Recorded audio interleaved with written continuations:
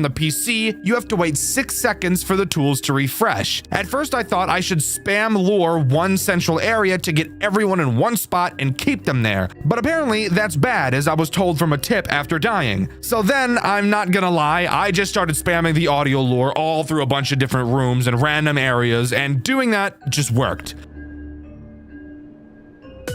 Oh, hey, look at that. That was kinda tough. I don't know what the fuck that was. I don't know what I was doing with the audio lure. I really wish I could provide a strategy here, but I really can't. I'm guessing I just got lucky because there was literally no critical thinking coming from my head during this section. But with that, surviving until 6 a.m. will complete this half-hour section of the overall game. Again, I said this part is confusing as fuck. Henry mentions the plan to kill William is almost ready, and at least I'm pretty sure William's saying it because this cutscene starts with I am. But at the same time, a few lines later, the person talks about finding more pages, which sounds like something our non-Henry player was doing, so I literally have no fucking idea what's going on. I'm really just here to talk about the gameplay, so let's do that instead and continue. Moving on to 4:30, we've got yet another typical night section to talk about. And I can't lie to you, not much to say here. No new threats are added, but holy shit, do the threats that already exist really start to ramp up. The RNG in this section really starts to show on this night, as I would have a character at my window, at my door, down my pants, in my dick pretty much constantly, which gave me almost no time to ever delete the RAM. It took me only 2 attempts to beat this section, but the insane contrast between how aggressive they were on the first attempt versus the second is drastic and should not be overlooked. This was some crazy bullshit, but once again, nothing new is actually introduced, so we can move on to Chapter 6. Chapter 6 is by far probably the most interesting one we've talked about so far. It begins with a cutscene, one that should be all too familiar to us as FNAF fans. So just for you guys, fuck talking about it, let's take a look at it together. So, this is it. It's time to end what William has done. It's time to end their suffering. Those little souls trapped in this labyrinth. I've gathered them up in here, and I can finally destroy them. I've found the ones that have yet to be destroyed and set free. For instance, those little children, the ones that come together as a group on a daily basis. I've always wanted to see them every single day. They'd always brighten up the atmosphere in Circus Baby's Pizza World. Every day, they'd come to play with all of the animatronics. Every employee, employer, and manager knew the name of those 3. But ever since William made his poor design choices, things were never going in the right direction for them. On the very next day, they all disappeared. I'd never realized that William could create such abominations. I realized there was a reason why Funtime Freddy had a huge tank. It was quite obvious. And no wonder the other 2 were always active every now and then. Not to mention Circus Baby. She was brought outside on the first day and was forced to stay inside the next day.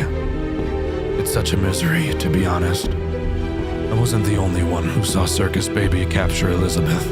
Now, her soul is trapped inside of her. I wouldn't forget my daughter as well. No more shall I let her suffer as one of William's creations. This place is where everything shall end. A maze with no exit. A labyrinth with no prize. They don't even realize they are trapped.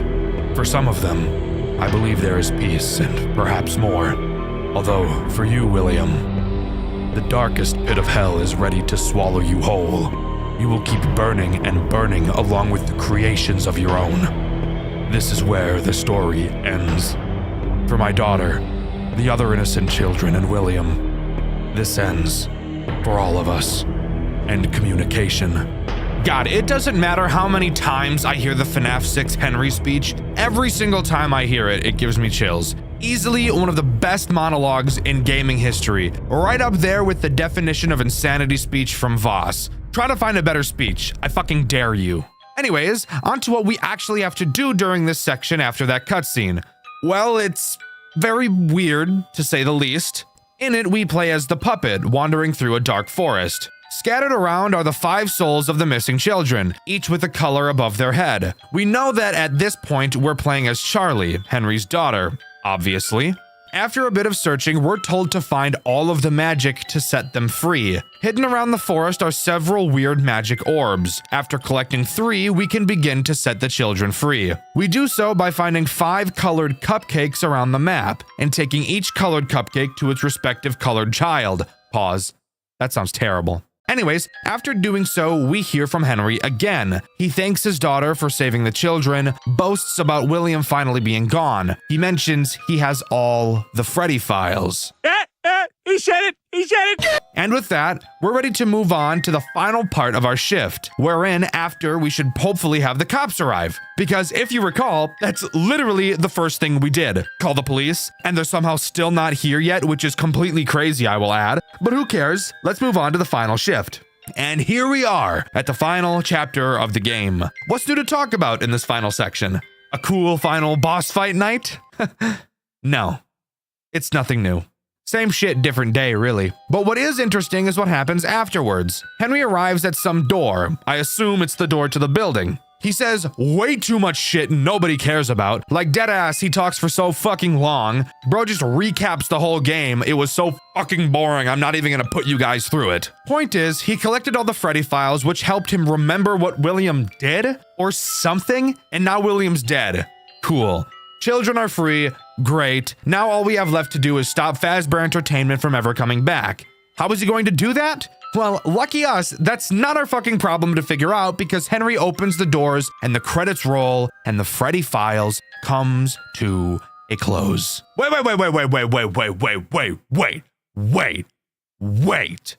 Hold up. Freeze frame. What about the cops?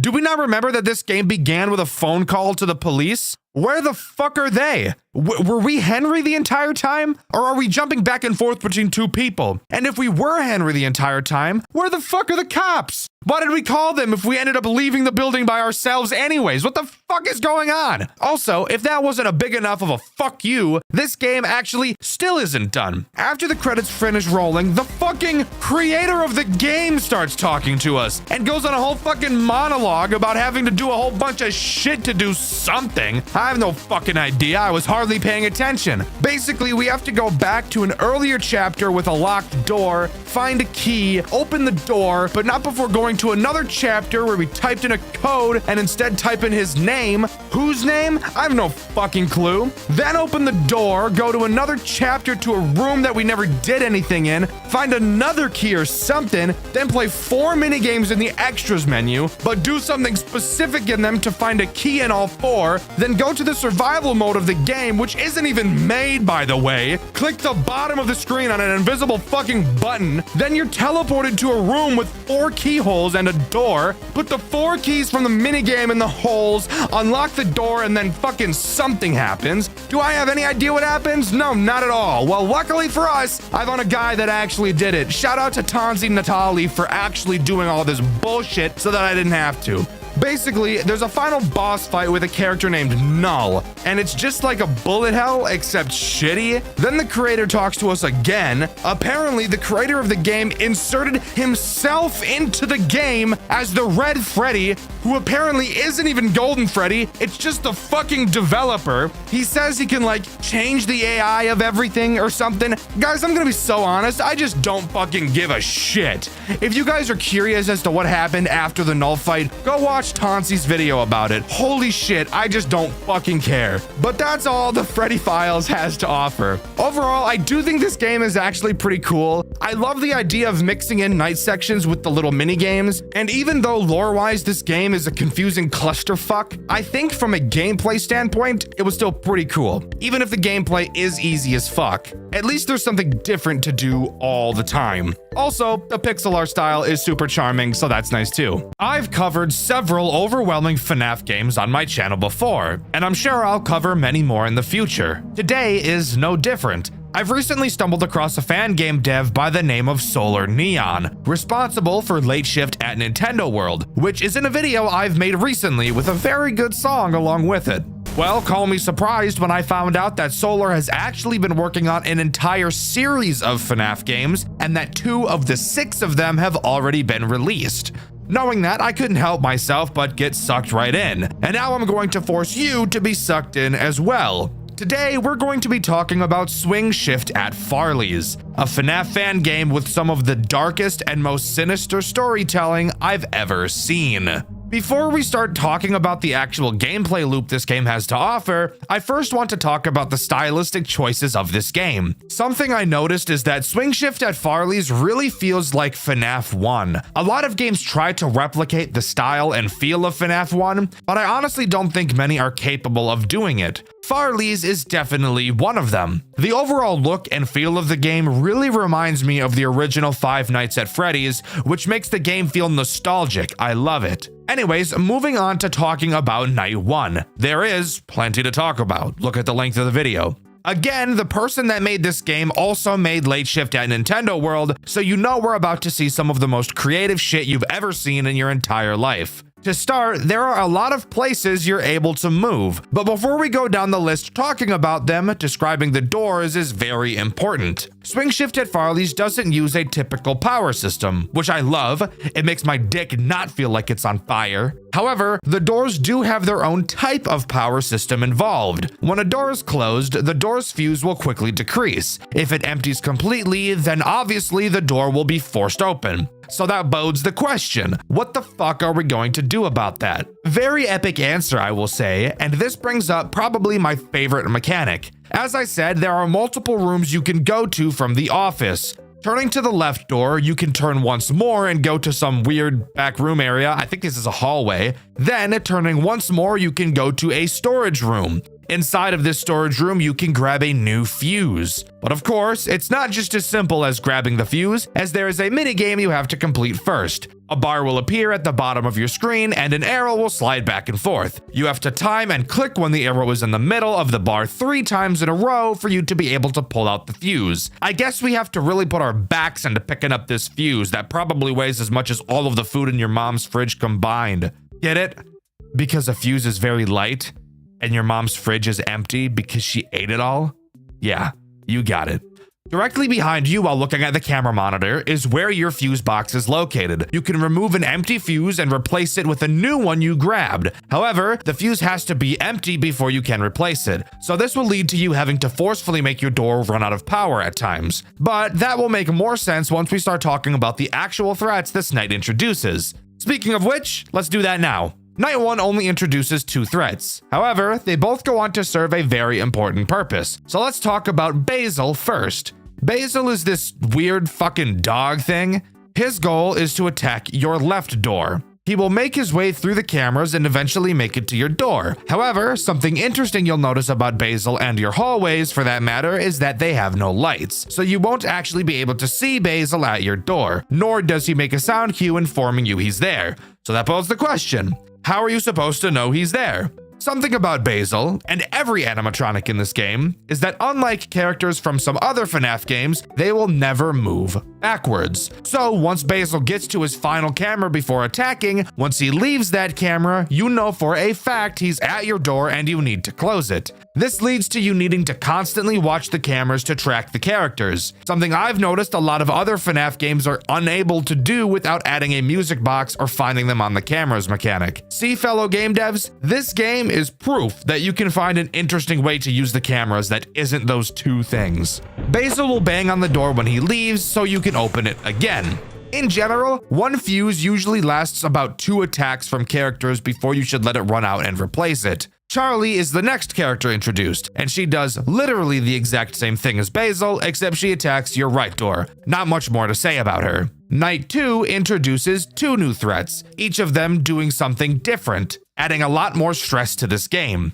It's during this night I noticed just how hard this game was truly going to get throughout the later nights. Because even just on night 2, you're already getting dogpiled, and the reflexes and balancing skills you'll need drastically increase. The first and most recognizable threat added is Florence. He is the Foxy equivalent of this game. He is in fucking jail. No, I'm not kidding. He's literally behind bars. Throughout the night, he'll make his way through several phases before bum rushing your office like your mom bum rushed the cafeteria in her school years, canonically revealing that she's had this terrible eating habit all her life. Of course, watching him on the cameras will slow him down, but with several other characters that will require you to also constantly be watching them, it's safe to say that you won't be stalling him nearly as much as you can stall Foxy, as you do actually have to be looking at him. Unlike Foxy, Florence can attack whichever door he wants. And also, as far as I'm aware, there's no way to force his attack to happen earlier. With Foxy, you could check the left hall, but there doesn't appear to be an equivalent for Florence. What you'll have to do is listen to hear which side his footsteps come on and close the respective door. This brings up a synergy with Basil and Charlie. As I said earlier, each fuse has enough power to block 2 attacks, maybe 3 if you cut it really close, which I wouldn't recommend. So having Florence attack a door that only has 1 attack left, and then noticing that Basil or Charlie is about to attack that door will really get your blood pressure to rise as you quickly whip around to do that quick time event minigame to get a new fuse. I love the stress this character brings, I can't lie. The final threat this night introduces is Dominic. He brings on an entire new mechanic into this game. In your office, you'll now see that you're able to look up. Doing so, you'll find a vent. Hooray! I can't wait to see what this asshole is about to do. Dominic appears in the same camera as Florence. When he decides he's going to try to get to you, he will move to the back room. On this back room camera, you will see a new pop-up at the bottom. It's a heater for the vent. I'm sure you can see where this is going. When Dominic leaves this backroom camera, it means he has just entered your vent. However, that doesn't mean you should blast the vent just yet, as after you use the heater, you'll have to wait for it to cool down. And just because Dominic is in your vents doesn't mean he'll be combated by the heater just yet. This is the point in time where you'll need to constantly check the vent above you to see if you can hear him banging around inside of them. If you don't hear him, don't blast him. When you do hear the banging, this is when you should go to the camera, charge up the heater, and activate it. You do have to be looking at the vent to hear the banging, so don't think you can just avoid looking up, because unfortunately, you cannot. Night 3 is a doozy, adding 1 new threat that in turn adds 1 new mechanic, enough to make everyone's urethra begin to leak blood. So let's talk about her. The threat that Night 3 introduces is Whitney, and Whitney introduces your flashlight.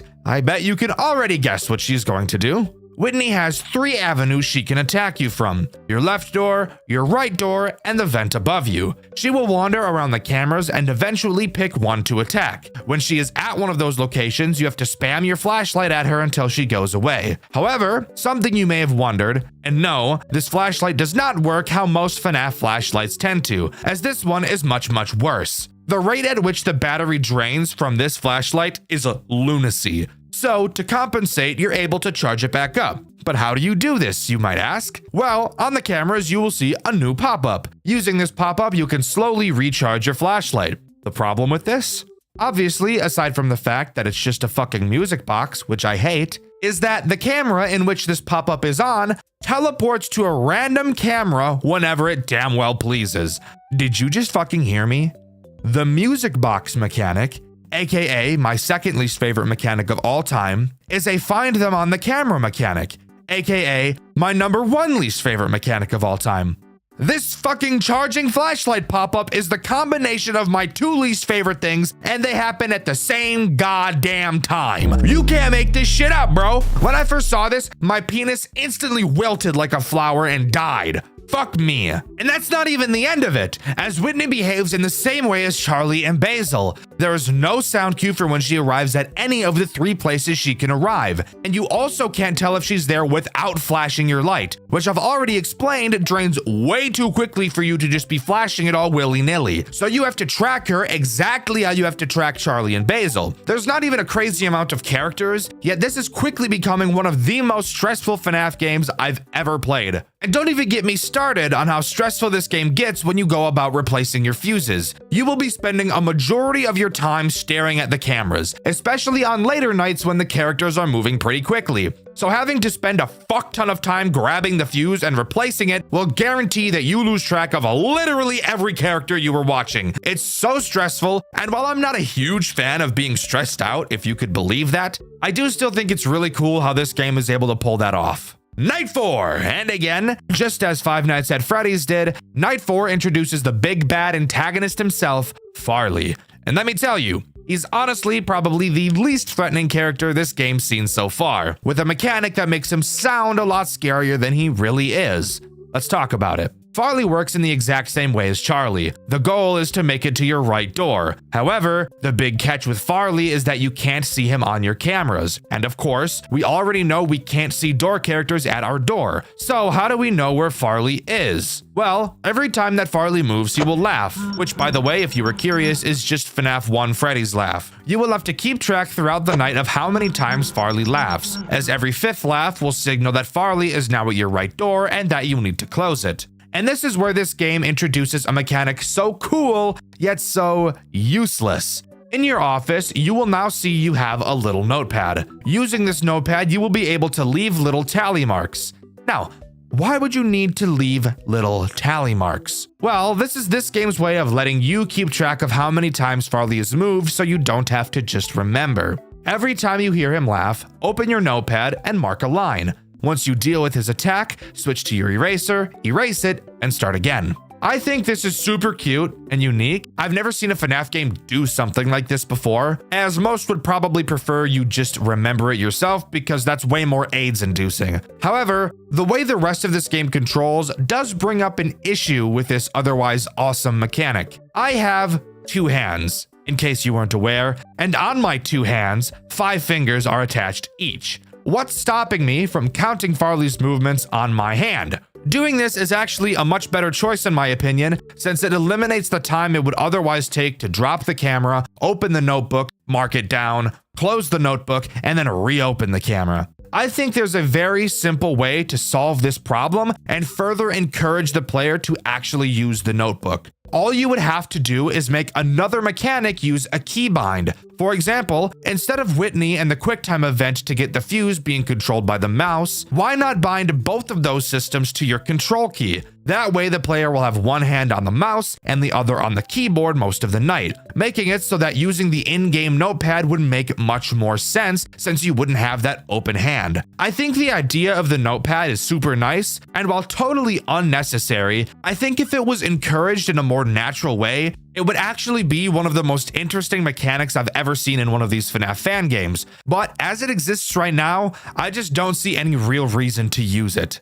Night 5 doesn't have a whole lot to talk about, really just being a much more stressful version of Night 4. On my playthrough, which by the way you can watch over on my second channel, Dxtr Black, there was a point where I had to pretty much get 2 fuses in a row because I got unlucky with attacks. Honestly, one of the most stressful moments I've ever had playing a FNAF game. It was so cool. One interesting thing I do want to talk about on this night is the lack of a phone call. Just like FNAF 1, on Night 4, the phone guy gets beamed out of existence by an enemy. On Night 5, if you check the back room, you can see what I can only assume to be the phone guy with his head on an endoskeleton body. If there's one thing about Solar, the developer of this game, she does not hold back on the shock value of her games. That's what I love so much about them. Night 6 time, here we are. Spoiler alert, there's pretty much nothing to talk about, except 2 things. To start, there's no new threat. Night 6 is just a harder version of Night 5. However, if you look in the back room, you'll notice that the corpse is now missing. And this time around, we actually get a phone call. I'm not going to explain it because I literally can't, so just take a listen.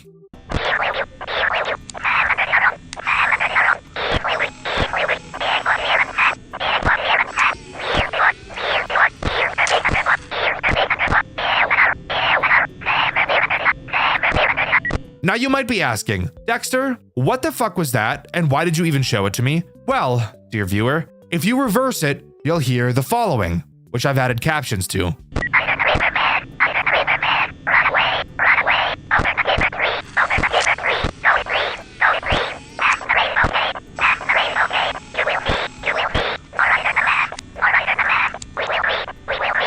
For those of you wondering what any of that means, at the time of writing, I have no idea. And by the way, that inaudible line, I'm gonna need your guys' help with that. Let me know what you think it means. I even reached out to the game's creator, and even she told me that she forgot what the line said. So that's just awesome.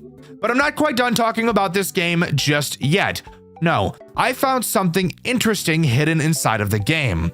On camera 9, there is a 1 in 10,000 chance for a character by the name of Midas to appear, acting as this game's Golden Freddy, even using the same laugh and hallucination sound as him. He enters your office and his jump scare plays. I'll just let you see it for yourself.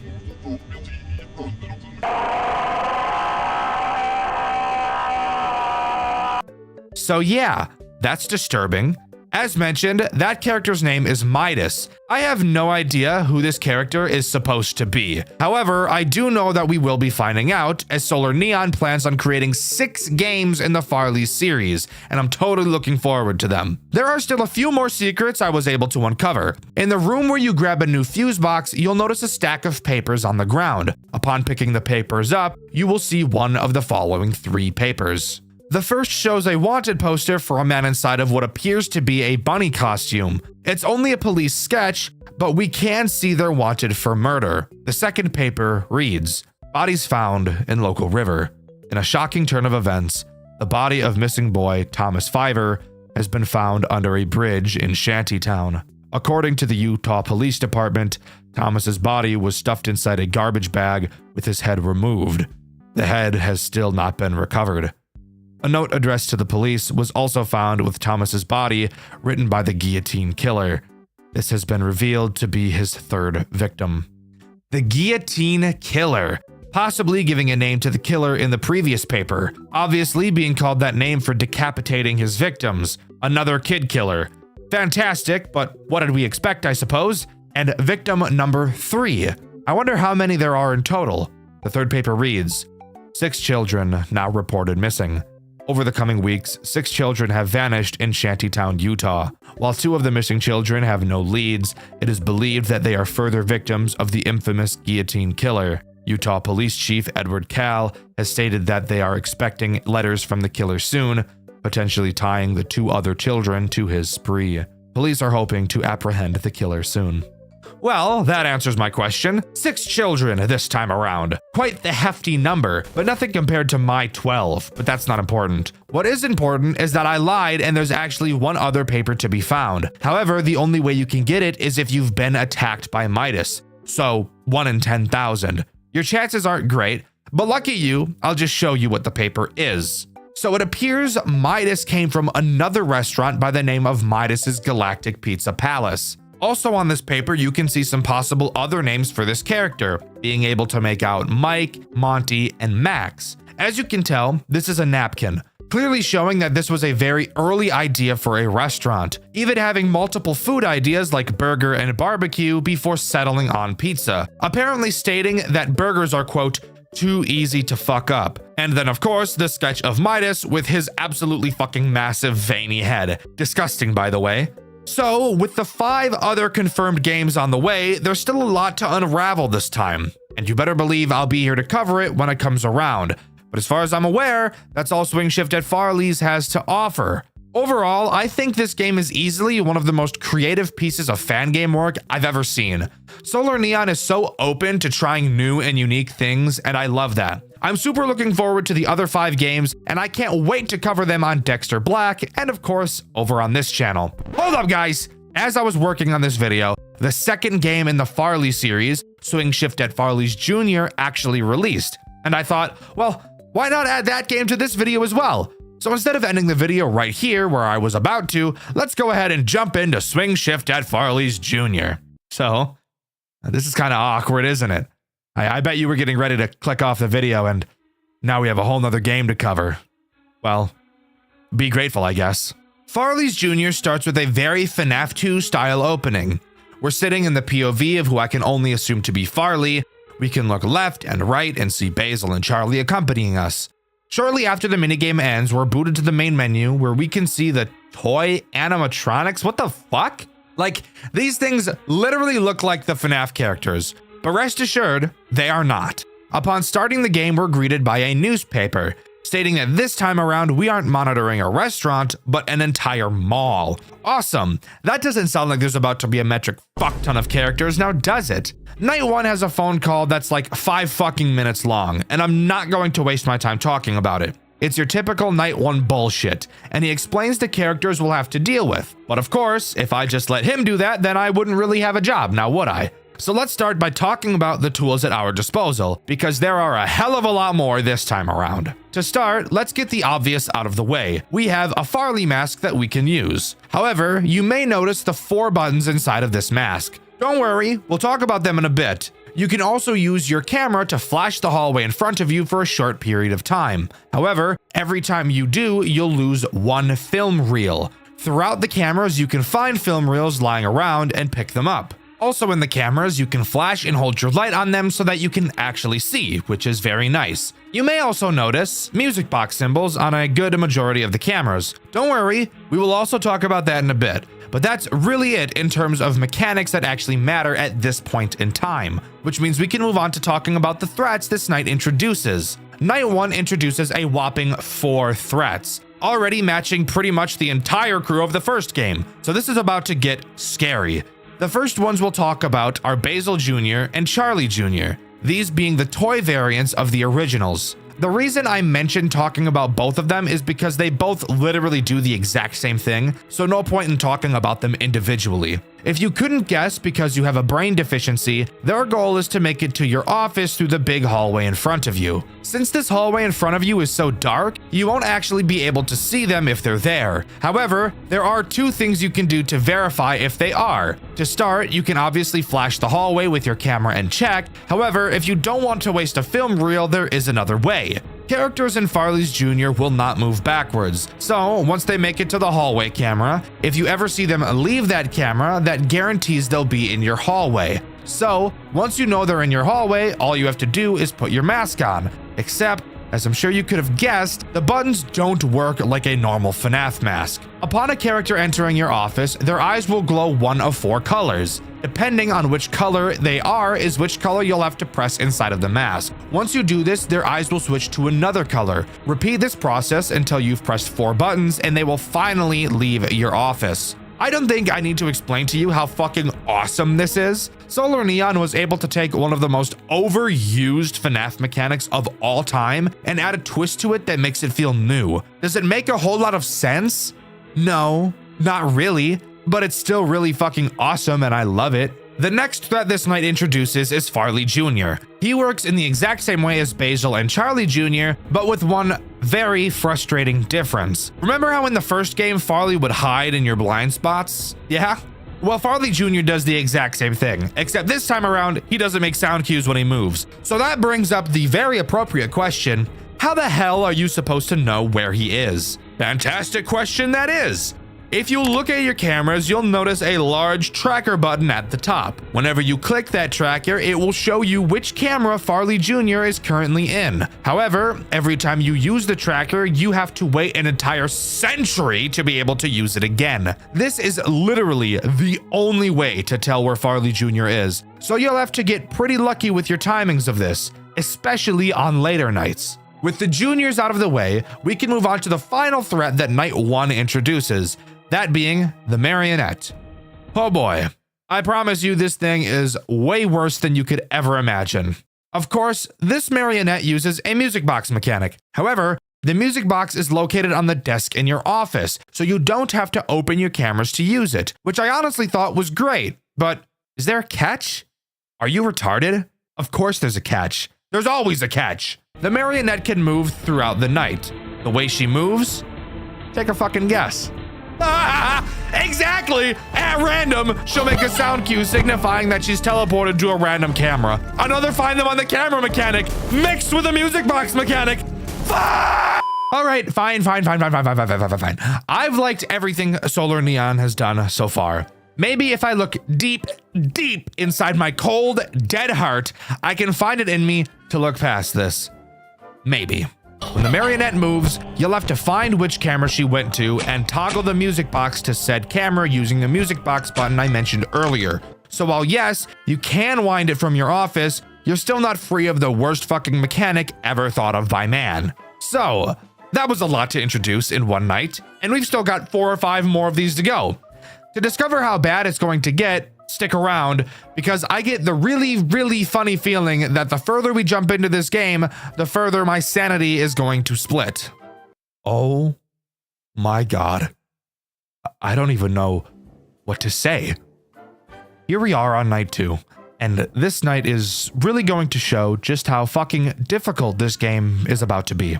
This night introduces several new threats, all of which make me want to stitch my asshole shut so that I can never shit again. Let's waste no time and start talking about them. Tonight introduces the withered characters, literally every single one of them. Well, except for one, but we'll talk about that asshole a little bit later. To start, let's talk about Withered Basil and Withered Charlie.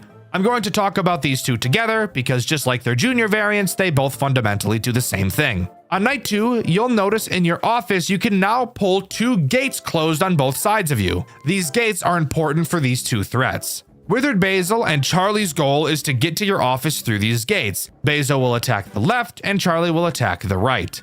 Just like seemingly every other character in this game, you won't be able to see these two while they're at your doors, so you'll have to track them on the camera to be able to tell when they've disappeared to them. Once you know they're at your door, close their respective gates and wait to hear them hobble away. You know when I said their goal is to attack these doors? Well, I kind of lied because they both have one other form of attack, that being the hallway in front of you. Both characters will appear in the hallway camera. When they disappear, they will do one of 2 things. The first will be moving to a side camera to make their way to their gate. The other will be moving to your hallway just like the juniors do. When you know they're in your hallway, all you have to do is flash them and they'll go away. These 2 characters alone already add a bunch of stress to this gameplay loop, especially with them being able to attack in more than one way. But we're still not done. We have yet to talk about the final threat this night introduces, the Jailhound. Jailhound is an incredibly frustrating character, mainly because he forces you to use 2 means of defense against him, both draining a crucial resource and wasting a lot of time. Jailhound can only attack through your main hallway. You'll know he's there because thankfully he'll start talking to let you know that he is there. The first thing you'll need to do is flash him, using up one of your film reels. Then, and only after you flash him, must you put your mask on. If you put the mask on beforehand, he'll kill you. This is explained by the flash disorienting him enough for the mask to fool him. Pretty interesting explanation, I will admit. Once you put the mask on, he'll enter your office for a short period and leave. Unlike the juniors, you do not have to play the Simon Says minigame inside of the mask. So yeah, a metric shitload of stuff thrown on top of you on only the second night of the game. And let me give you a little spoiler, there's a lot more characters that are going to be added to this loop. And with each one, years of my life are plucked away like nose hairs. I only want to die a lot, guys, don't worry. But I'm not quite ready to move on to night 3, as during my playthrough of night 2, which you can see over on my second channel, Dxtr Black, I of course died a few times trying to beat night 2 as I got used to everything. One of those times that I died, I actually got thrown into a death minigame. So let's talk about that. In this minigame, we play as a girl named Crystal. We go to the house of a man named Mr. Martinez, which, judging solely based on the color of his dialogue tech, I'm going to assume he's this game's William Afton. Crystal asks if Terrence, who I can only assume to be his son, is around, as he hasn't been answering messages. Martinez says he's been locked inside of his room after what I can only assume to be a supposed incident. Crystal apologizes about someone named Toby, and at this point, we're not totally sure who that is. Martinez allows Crystal inside to go see Terrence, but when she goes to his room, Martinez is seen pulling out a syringe and following after her, clearly showing that he's about to do something terrible. The only question we'll be left with now is why, and who is Crystal? But with that, we're ready to move on to night 3. With night 3 coming along, we have even more characters thrown onto our shoulders, and I'm really not excited for it. We have another duo group of attackers that pretty much do the exact same thing. So let's talk about them first. These 2 characters are Balloon Boy and JJ. Yeah, that's right. Solar made JJ an actual threat in this game rather than just the Easter egg that she is in FNAF 2. Let's talk about Balloon Boy first. He will make his way to your left gate. Of course, like every other character, you won't be able to see him in your doorway. However, you won't have to watch him on the cameras either, as every time he moves, he'll make a sound cue. And the second sound cue he makes will signal that he's at your gate, and that you either need to close it or put your mask on. Either will make him go away. JJ is identical, except she attacks the right gate instead. Now, I mentioned these 2 were slightly different, and what they do if they get into your office is how they're different, since neither of them will actually end your run directly. If Balloon Bitch makes it into your office, he will quickly leave, but not before taking every single film reel out of your camera, forcing you to have to go through all of the cameras to find more. And at this point in the game, you really don't have the time to be doing that. Now, if JJ gets into your office, she'll do something so foul, I'm trying to hold back the vomit from spewing out of my mouth just thinking about it. If JJ gets into your office, she'll steal your fucking mask off the table. She will then teleport to a random camera in which you'll have to fucking find her and click on her in order for her to return it to your desk. Oh my fucking god, that is literally the most evil thing I've ever seen a character in a FNAF game do. Oh fuck. Oh, she took the fucking mask. I'm cooked. I didn't know she took the mask. I thought that sound cue from JJ was her. I thought the sound cue from JJ was her leaving. It was not. It was her grabbing my shit. She copped me. She copped on my shit. I'd rather JJ kill 6 more children than take my shit. I'm being honest. Oh, but guess what? We're still not done because there's still 2 more threats to talk about. I know I said 3 at the start of the night, but these 2 characters are basically 1 character, which is why I'm saying there's 2 more. These characters are Candy Cadet and Astro. The fuck me silly, backwards, forwards, upside down, flip me, bend me combo. Let me explain it. So, you'll need to watch camera 10 to see when either of these 2 leave. It's important you know who leaves first. If Candy leaves, he will approach one of your gates at random. You, of course, will not be able to see him at your gate without either flashing your camera or watching the cams to see when he enters. He also makes no sound cue either, so that's great. Once he's there, you'll need to close the gate until he leaves. However, shortly after Candy Cadet attacks, Astro will attack the other door shortly after. Now, you may be wondering why I mentioned how important it is for you to know who leaves camera 10 first. Well, that's because if Astro leaves first, he'll do something a bit different. If Asshole leaves first, he too will go to either of your gates. However, when he's at your gate, he'll start singing. You need to close which gate you hear him at until he leaves. And of course, when he does, Candy Cadet Hole will soon attack the other side. These 2 add so much more unnecessary stress to this game, and Solar Neon knew exactly what she was doing when she made this. Asshole. Before we move on to night 4, I want to talk about another death minigame I got while working on this night. It's literally an exact copy of the Give Cake minigame from FNAF 2. The only major difference is that we play as Farley instead of Freddy, and instead of a random crying child, we see a girl come to the entrance who in the programming is named Charlie. Soon after, a car pulls up to the building and a man in a bunny mask gets out. Now, while I would imagine this person is probably Martinez, I do have to point out that in the code, this character's name is Guillotine. And if you remember from the first game, is the name of the serial killer. So it appears we get to see the abduction before one of his many murders. But with that, we can move on to night 4. It got worse, guys. Let me tell you, it got so much worse. Way worse than I could have ever imagined. Not only does Night 4 add 2 more characters, but it also adds a brand new mechanic that makes this game far more stressful than it already was. To start, let's talk about the new mechanic, being able to turn off the power to the building. I bet you can take a solid guess where this is going. When the power is off, you obviously can't check your cameras. However, you can still put your mask on and close your gates. With that in mind, now on to the 2 threats this night introduces. Let's start with the simplest one, Mangle.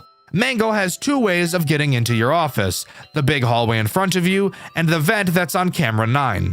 I've neglected to mention this vent up until this point, because Mangle is the only character to interact with it. Plus, you can't even see or interact with this vent in any way regardless.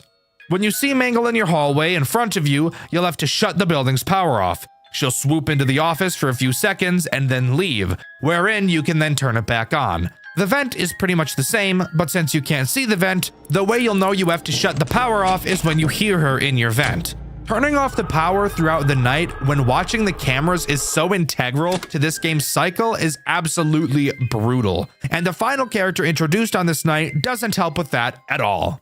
Withered Farley is the last character introduced on night 4, and he serves to be one of the most stressful yet. Once Withered Farley makes a successful movement opportunity, he will teleport directly to your main hall. Every time you flash the hallway, you'll be able to see him. Throughout the night, he'll slowly creep his way towards your office, and once he enters, as I'm sure you could have guessed from my intro of him, you'll have to shut the building's power off until he leaves. Mazel tov! I want to die. This is every single threat in the game. And let me tell you, completing this night was honestly one of the hardest challenges I've ever put myself through. And we're not even on to night 5 yet. So I'm really not excited for all that. But there is still one thing I want to talk about before we move on to night 5, and that's another death minigame I got while playing night 4. In it, we play as an unknown character seemingly on a camping trip with another unknown character. Child number 2 wanders off and we go to follow him, only to go deeper and deeper into the forest as we lose track of him. When we find him again, we see him trapped in the back of someone's car as it drives off. Maybe got some inspiration from the FNAF movie, just a hunch. Shortly after, Farley jump scares us. And this leads to a small theory that I have.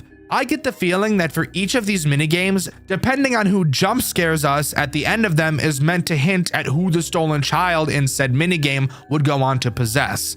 Just a hunch, but I wouldn't be surprised if that was the case. Anyways, on to night 5, and I'm really not excited for it, I can't lie. Thankfully, night 5 doesn't bring anything new to the table. I thank God for that every day that I wake up, because he knows better than anybody how I would have lost my mind had there been more animatronics added on this night. However, there is something very interesting to note about this night. 1, I never got a death minigame like I was hoping for, but that's fine. And 2, something very interesting happens once you complete the night. I'll let Dxtr Black take it away. Subscribe, by the way.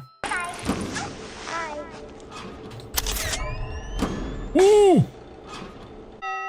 Oh! I need to relax.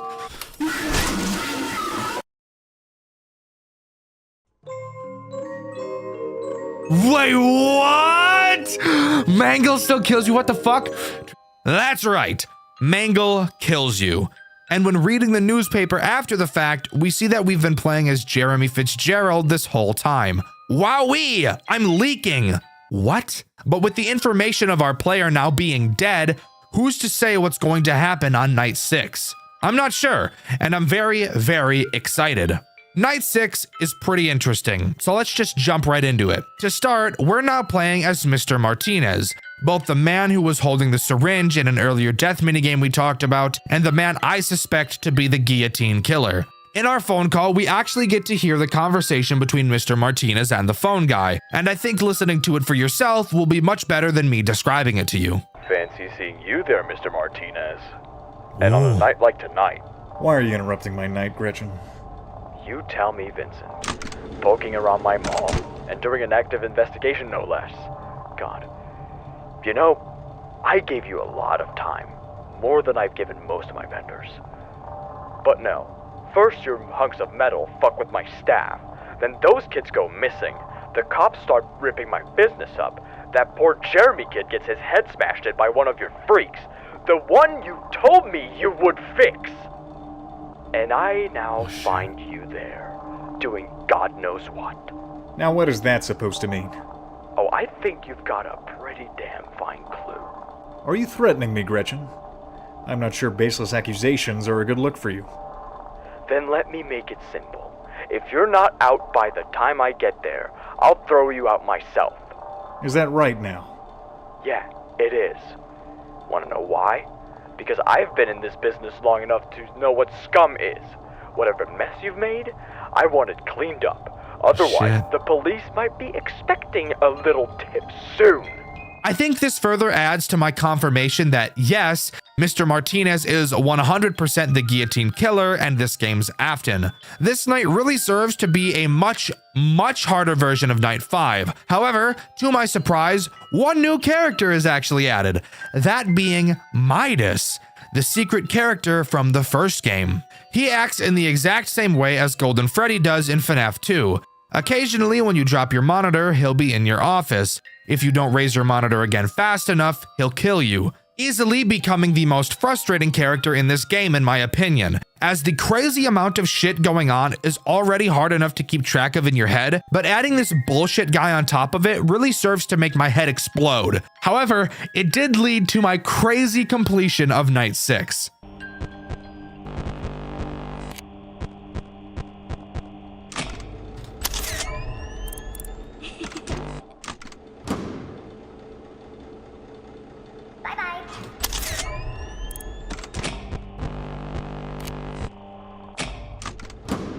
Fuck, I'm dead.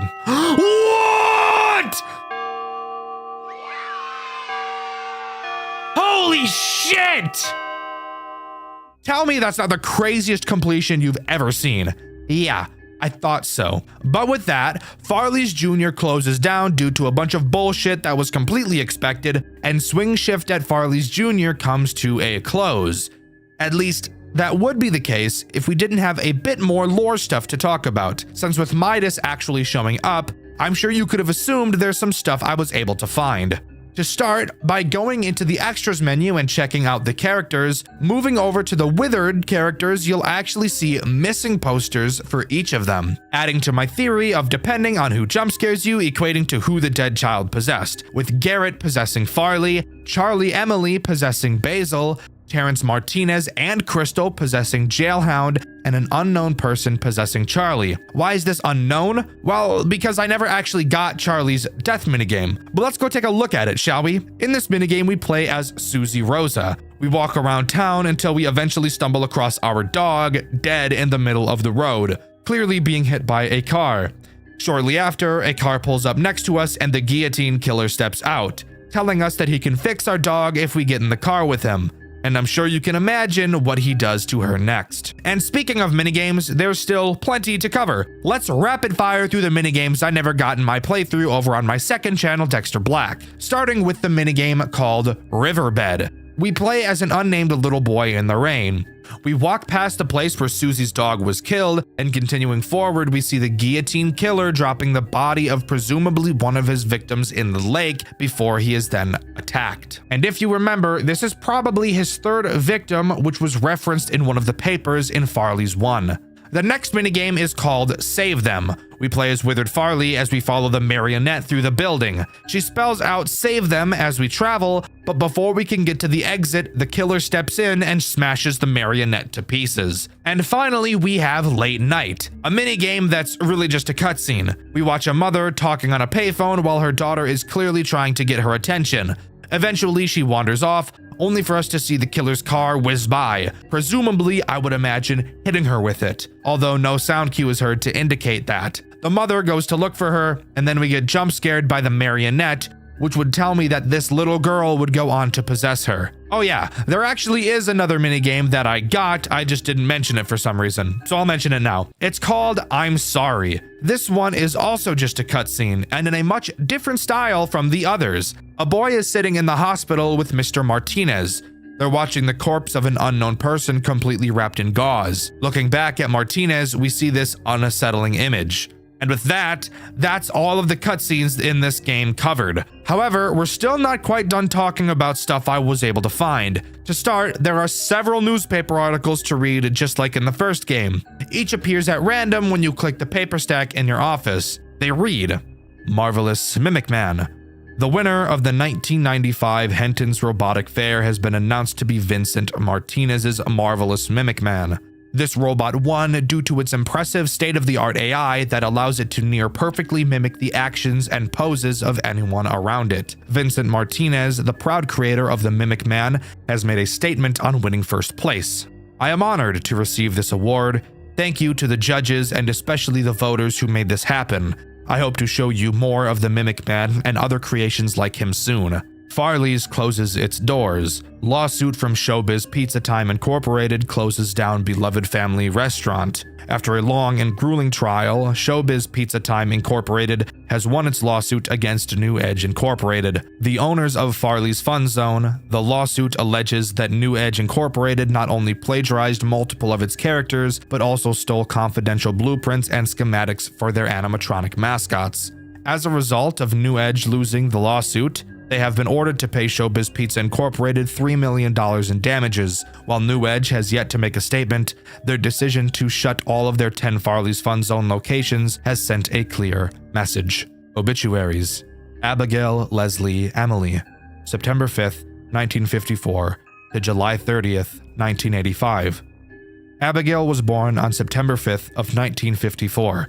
She grew up in a lovely house down north before moving to Utah and marrying a brilliant husband and having a lovely daughter, both of which were unfortunately taken away from her too soon. Abigail tragically killed herself on the 30th of July, 1985 via a self-inflicted gunshot to the head. We hope that Abigail is in the warm light and with her husband and daughter. So, a robot that can mimic people made by Martinez, a plagiarism lawsuit for blueprints and schematics, and a woman who tragically killed herself, each with something redacted. And of course, after getting killed by Midas, there is an additional paper you can read. Tragedy at Midas's. 10-year-old boy bitten by animatronic.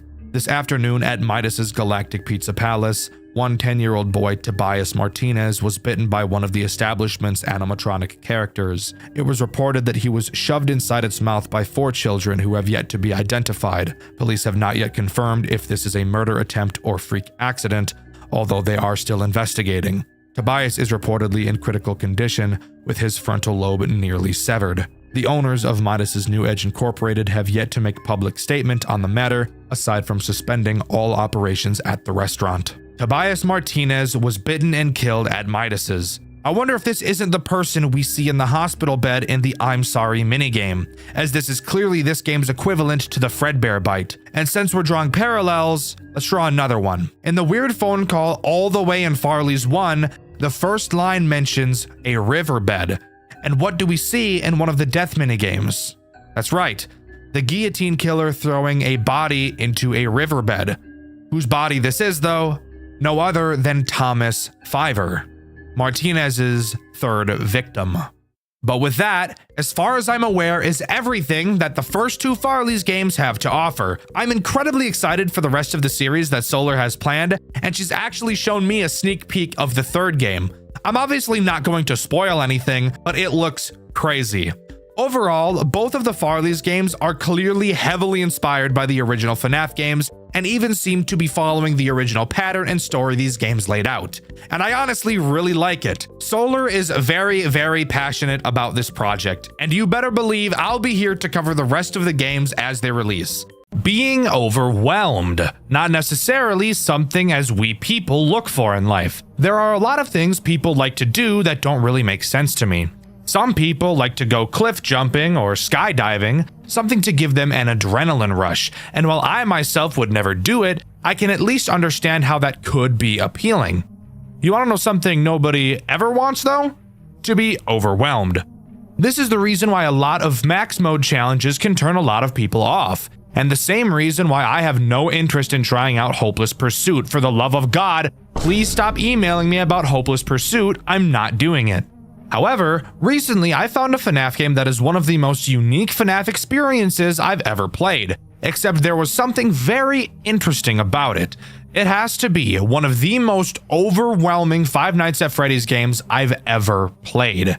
This is probably going to be a long one, so sit back, relax, and let's talk about Next Week at Freddy's. Next Week at Freddy's takes FNAF 1 and completely reworks everything about it, adding several brand new mechanics to make your heart sink into your ass. And nothing explains this feeling better than when you load into the office and turn around for the first time. Oh, whoa. Whoa, oh. Oh. Oh. Oh. Fuck.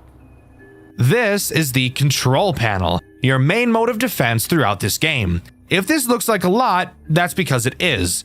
Here's a fun fact. I actually went to play this game around 4 months ago, but after seeing this monstrosity behind me, I actually ended my recording and chose a different game to play because of how ridiculous it looked. This control panel is intimidating. There are so many switches, levers, and panels on this thing. I wouldn't blame you if you decided just from glancing at this that this game wasn't for you. To really understand just how much shit goes on in this game and how much you'll have to learn, this game actually gives you a tutorial night where you can mess around with everything in the building for as long as you want, because just throwing you into the game would 100% be too overwhelming. Next Week at Freddy's doesn't have any phone calls, nobody to help you and to explain to you what to do. Except there kind of is. This is Comcat. Get used to seeing him a lot. His first major role is in the tutorial night, where he will teach you how to use the computers and teach you the mechanics of each important camera in the game, which, by the way, there is a fuck ton of them. So strap in and get ready because it's about to get insane. I'll explain the important mechanics as they become relevant, So let's start with how Comcat works, because yes, of course, he himself acts as a threat. While Comcat himself can't kill you, he can be the most annoying character on the face of the earth when he wants to be. You can click on his icon on your taskbar to make him appear. There are a few phrases he will say when you do this, and occasionally a phrase will prompt you to respond to it. While you're talking with Comcat, you won't be able to interact with anything else on the computer. This includes your cameras, but to be honest, everything else on the computer isn't useful from a gameplay standpoint. If you don't periodically check on Comcat this way, he will take speaking with you into his own hands and appear on the screen whenever he wants. He's pretty much just Bonzi Buddy, except he doesn't steal your private data. When Comcat chooses to appear on his own, the conversation you'll have with him will be much longer than if you initiated the conversation yourself. And since you can't control anything until Comcat leaves, it's in your best interest to occasionally check up on him. Two characters become active on night 1, Bonnie and Chica. But before we talk about their mechanics, I want to take a moment to really appreciate how amazing this game looks.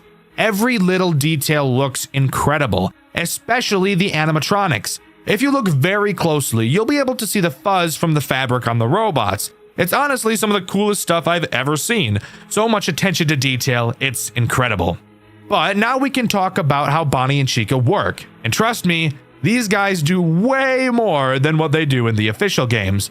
Like, take every mechanic that each of them does from every official game and merge them together, and I bet you that they will still do more in this game.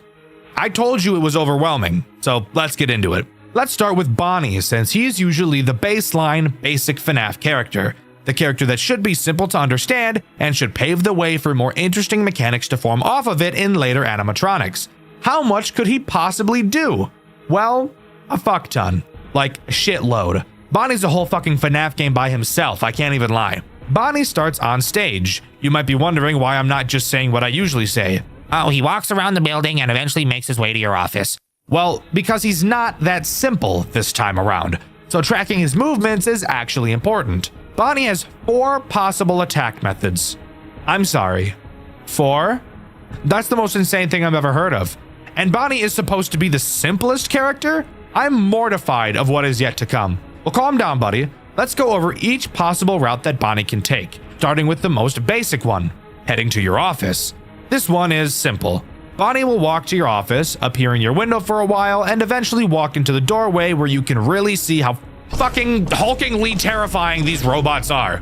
I know that FNAF 1 animatronics are like 6'9" or something like that canonically, but no FNAF game has really shown that off in a way that is meaningful. Seeing the animatronics in the doors in this game is actually kind of scary.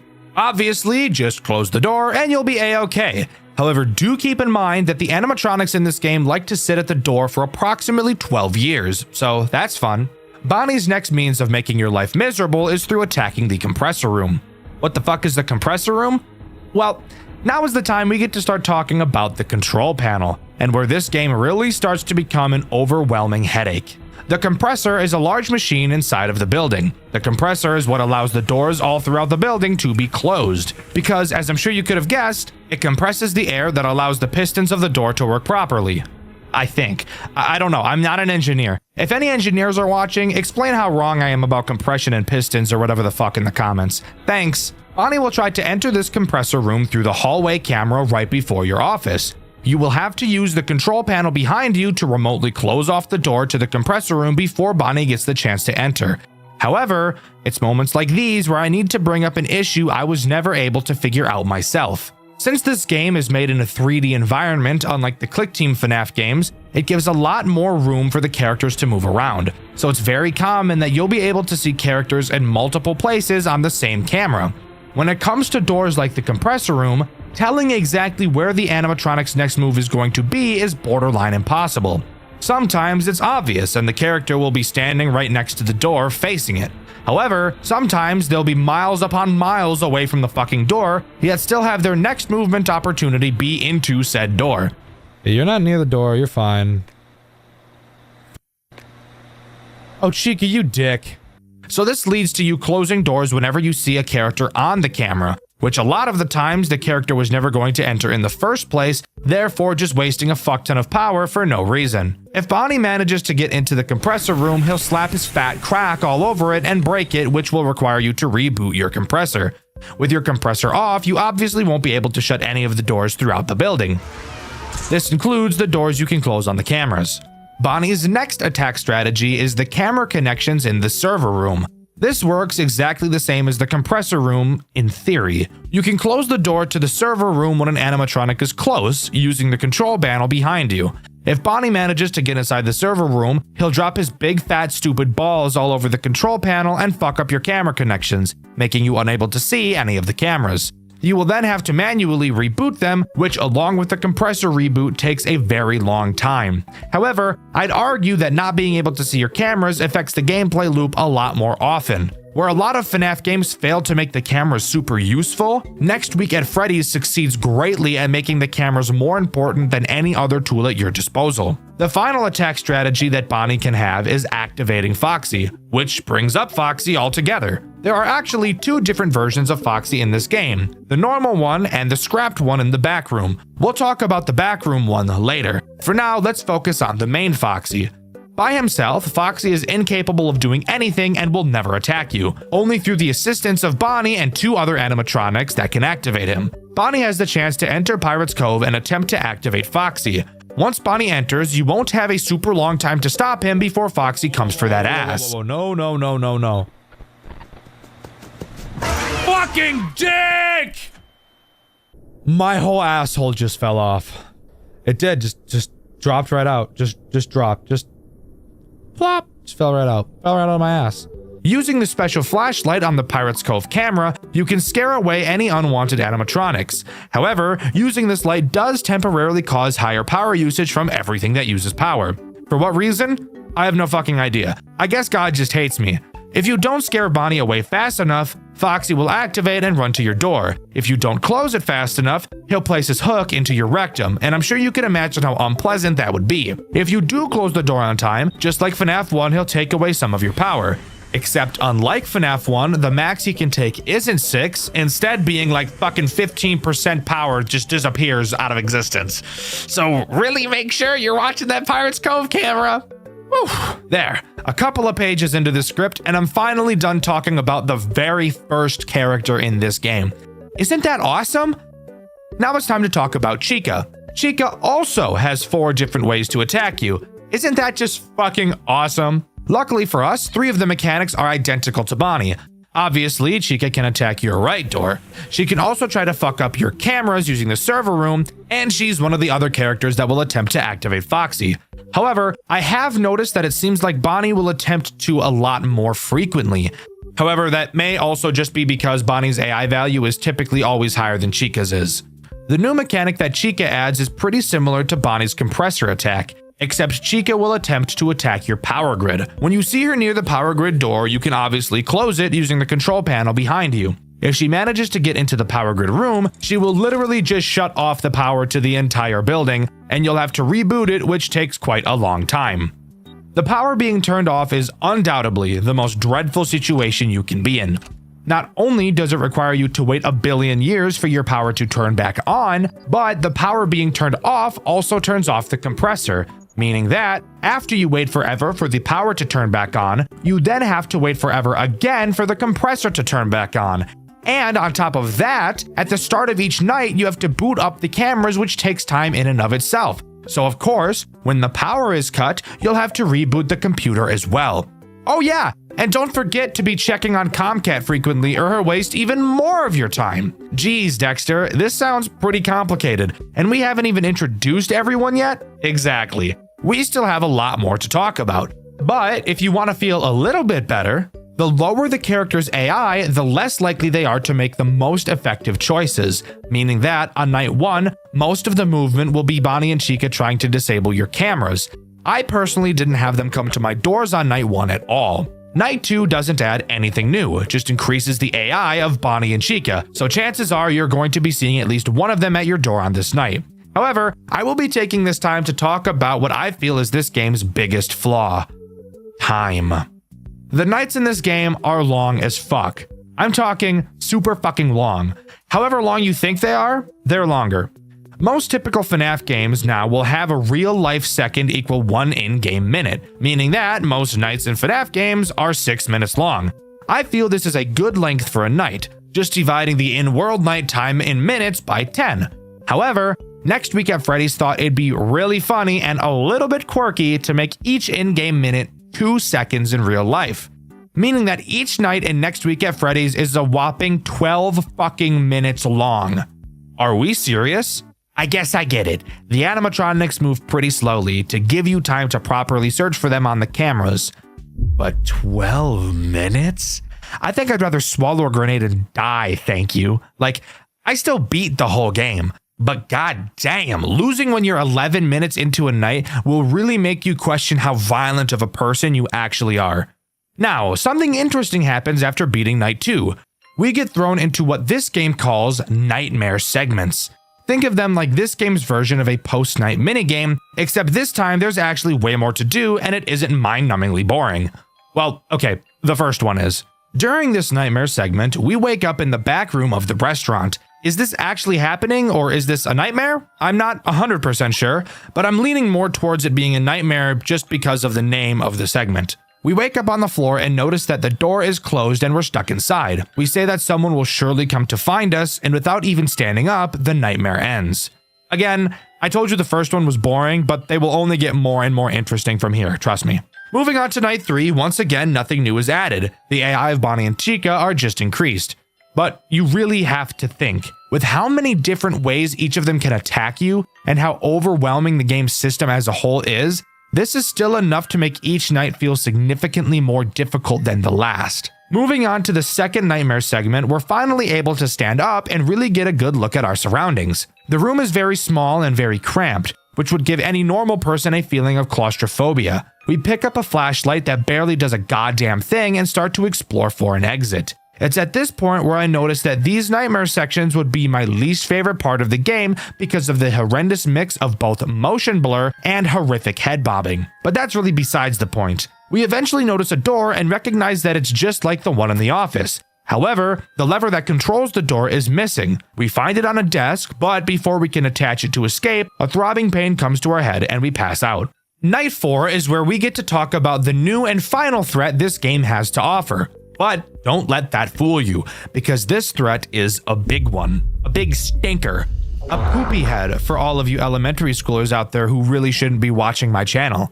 Night 4 introduces Freddy, and let me tell you, he's got all the tricks up his sleeve, and he's ready to flatten you like a pancake and fold you like an omelet. Freddy can literally do everything, and he moves faster than the other animatronics, so needless to say, he's going to be the one that grabs a clump of your rump and doesn't let go like a snapping turtle. Not only can Freddy take all 4 of the paths that Bonnie and Chica can take, those being fucking the compressor room, activating Foxy, killing the power, and disconnecting your cameras, he can also attack either of your doors, and there's also something else unique to him that he can do. Remember how I told you that there are 2 Foxies in this game? Yeah, Freddy fucks around with the other one. Scrapped Foxy is present in the back room. The only other character who will enter this room is Freddy.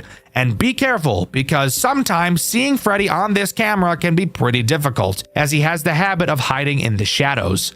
When you see Freddy in the back room, shut the door to Scrapped Foxy's room using the control panel behind you.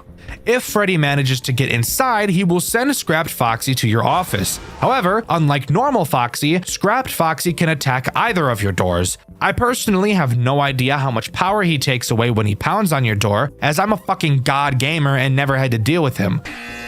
It is a mistake I will not make again. Uh-oh. Okay, let's talk about this. I had that fucking door closed when Freddy was in there. Which, by the way, you can see my epic FNAF skills on my second channel, Dxtr Black. But once Scrapped Foxy pounds on your door, he'll break in the hallway where he won't reactivate for the rest of the night. And from here, nothing else actually gets added to the night sections. Each night just gets more and more difficult. Now sure, there aren't a lot of threats that can happen at the same time, but the reason why this game is so overwhelming is because of how much you have to remember. You have to know where all the characters are. You have to understand how each mechanic works, and you have to be able to control your nerves during all of this for 12 minutes straight and barely pass each night due to almost running out of power because these animatronics camp more than a fat Call of Duty player. Oh, hi, Chica.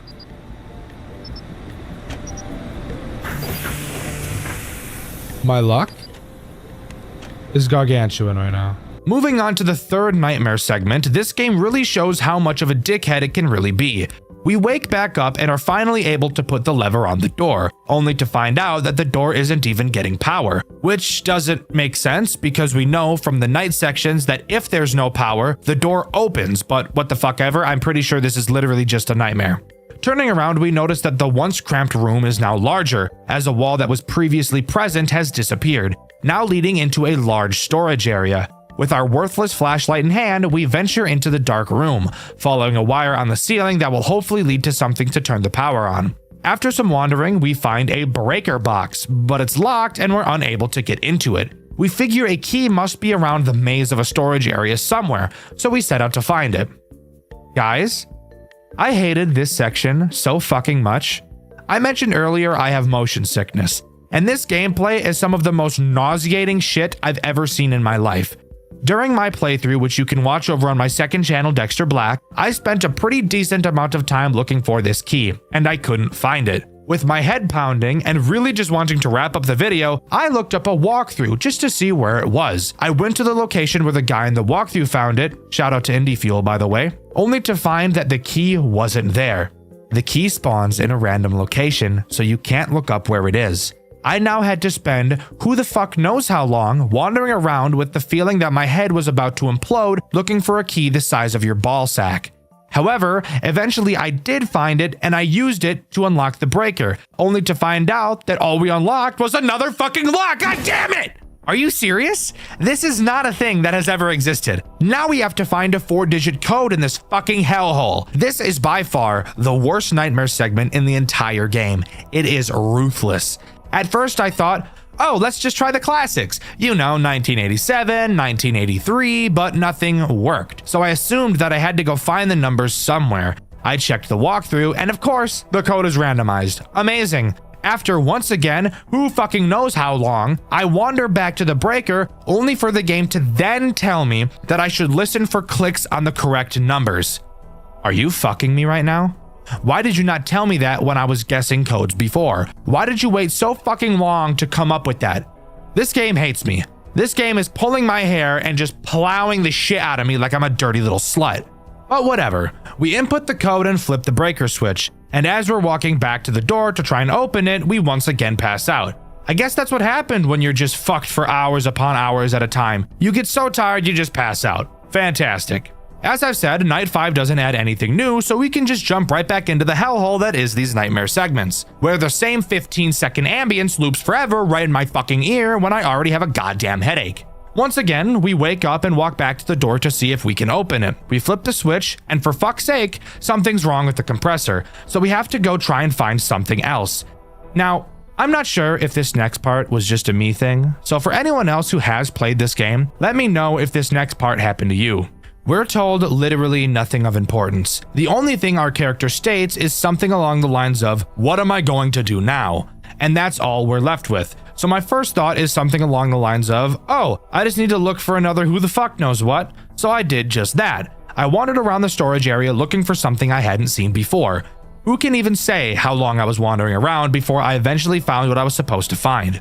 Directly next to the original room that we were in at the beginning of the nightmare segments, another wall miraculously disappeared, and that's where we were supposed to go. That wouldn't even be a huge problem if I could fucking see anything at all, but it's so fucking dark. I can't see my hands. It's so dark I can't even think, which I know doesn't make sense, but fuck it, here we are. Entering this new room, we see a bunch of pipes on the wall.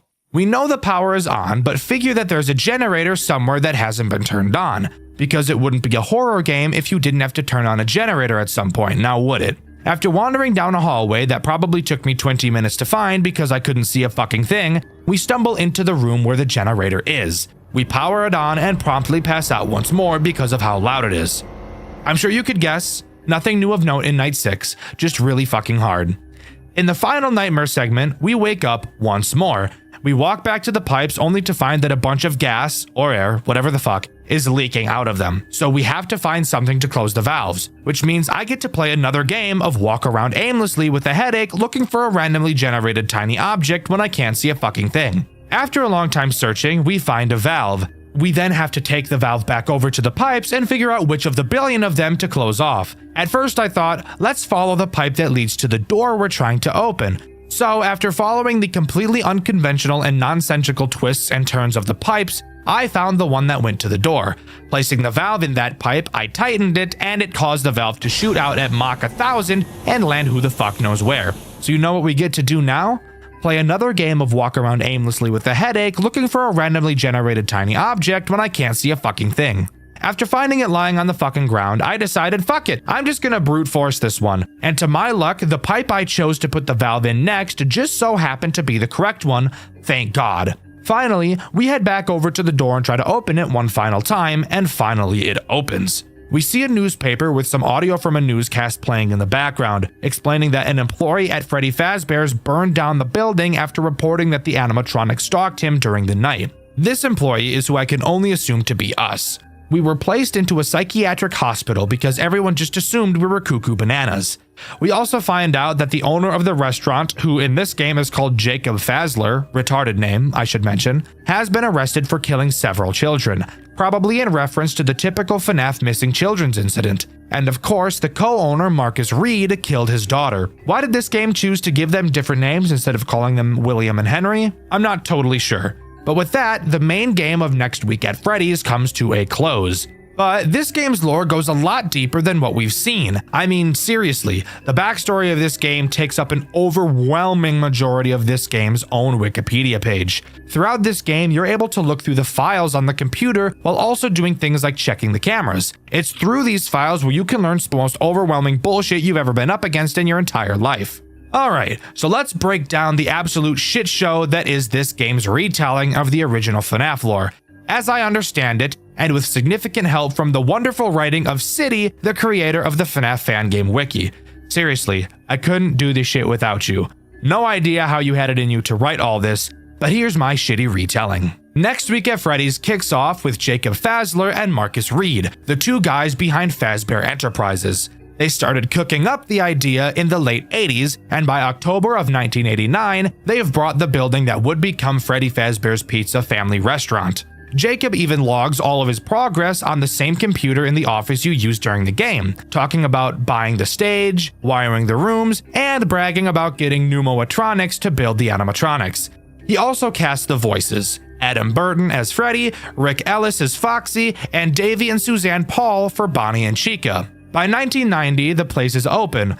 Business is booming. Jacob marries Nancy. She helps out in the studio, and soon they're running 3 locations.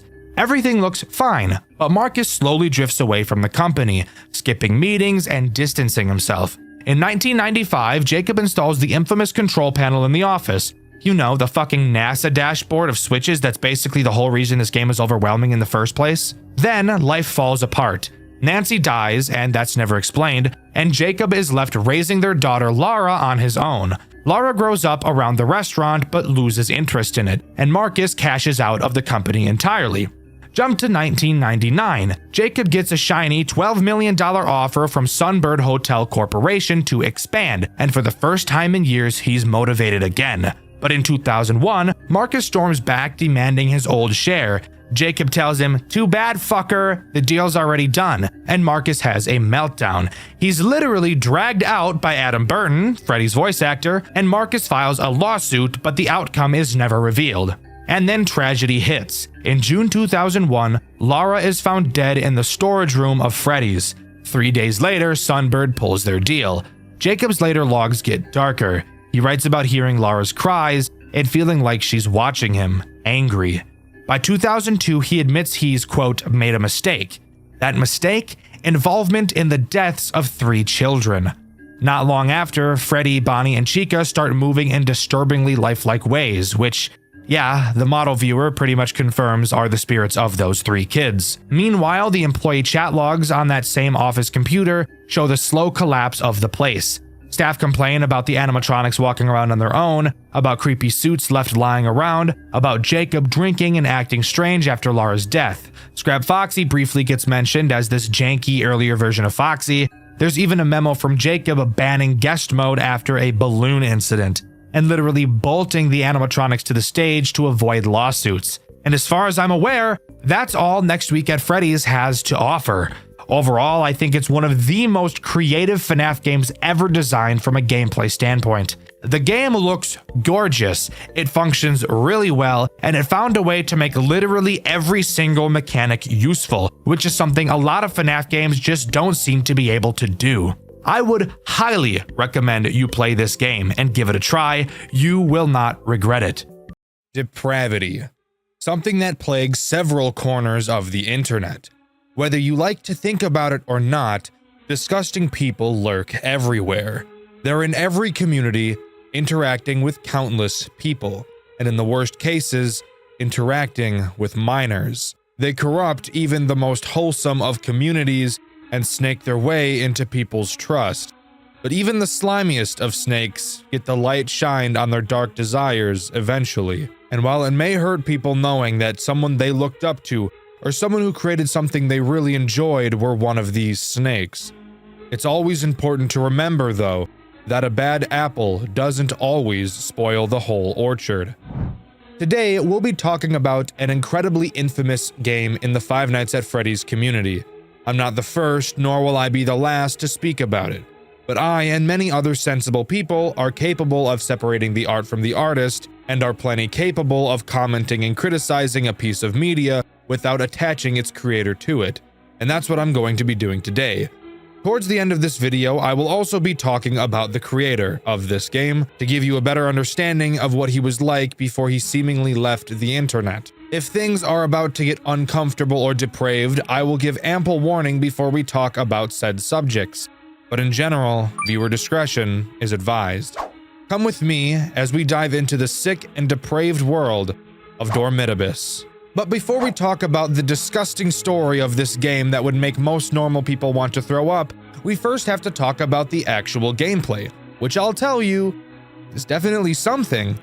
I'll let you be the judge of whether or not it's actually good. There's no better place to start than Night 1, which I will mention, Dormitibus takes a different approach to nights than most FNAF games. Generally speaking, FNAF games have 5 nights, corresponding to 1 work week on the job, with a typical 6th day of overtime and 7th optional night to round out the week. Since in Dormitibus we play as a character who isn't actually working anywhere, Dormitibus is not tied to a typical week, instead having 10 nights rather than the typical 6. So let's dive right into Night 1. Let's start by talking about this goofy-ass office. You can travel from one side of the office to the other. One side of the office lets you look at your cameras, and the other side of the office has literally fucking nothing. But I'll go over why the useless side of the office is technically not useless in a moment. Another question you may have is, why the hell do we run under the table to get to the other side of the room when there's plenty of space on both sides of the table to walk around? Now you see, the answer to that question is fuck you. But now let's actually talk about some animatronics.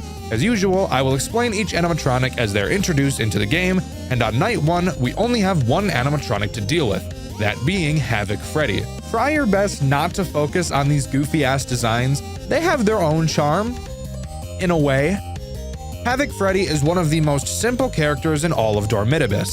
Freddy will move throughout the cameras, slowly inching towards your office. He arrives at your left door, and when he does, you can turn to your left to double check that he's there. You'll be able to see him peering in at you. When he's there, you'll need to run to the other side of the room. At that point, he will almost immediately go away. I have no idea why this scares him away. I guess he's brain dead, but I'm not going to complain about an easy mechanic. Fun fact, you can actually make this mechanic even easier by never even checking if Freddy is at your door. Freddy makes a very noticeable sound cue when he arrives at your door, that being the sound of a door creaking directly in your left ear. I wonder if the other animatronics will be any harder. As mentioned, Havoc Freddy is the only enemy in Night 1, so beating it should be a cakewalk. What does Night 2 have in store?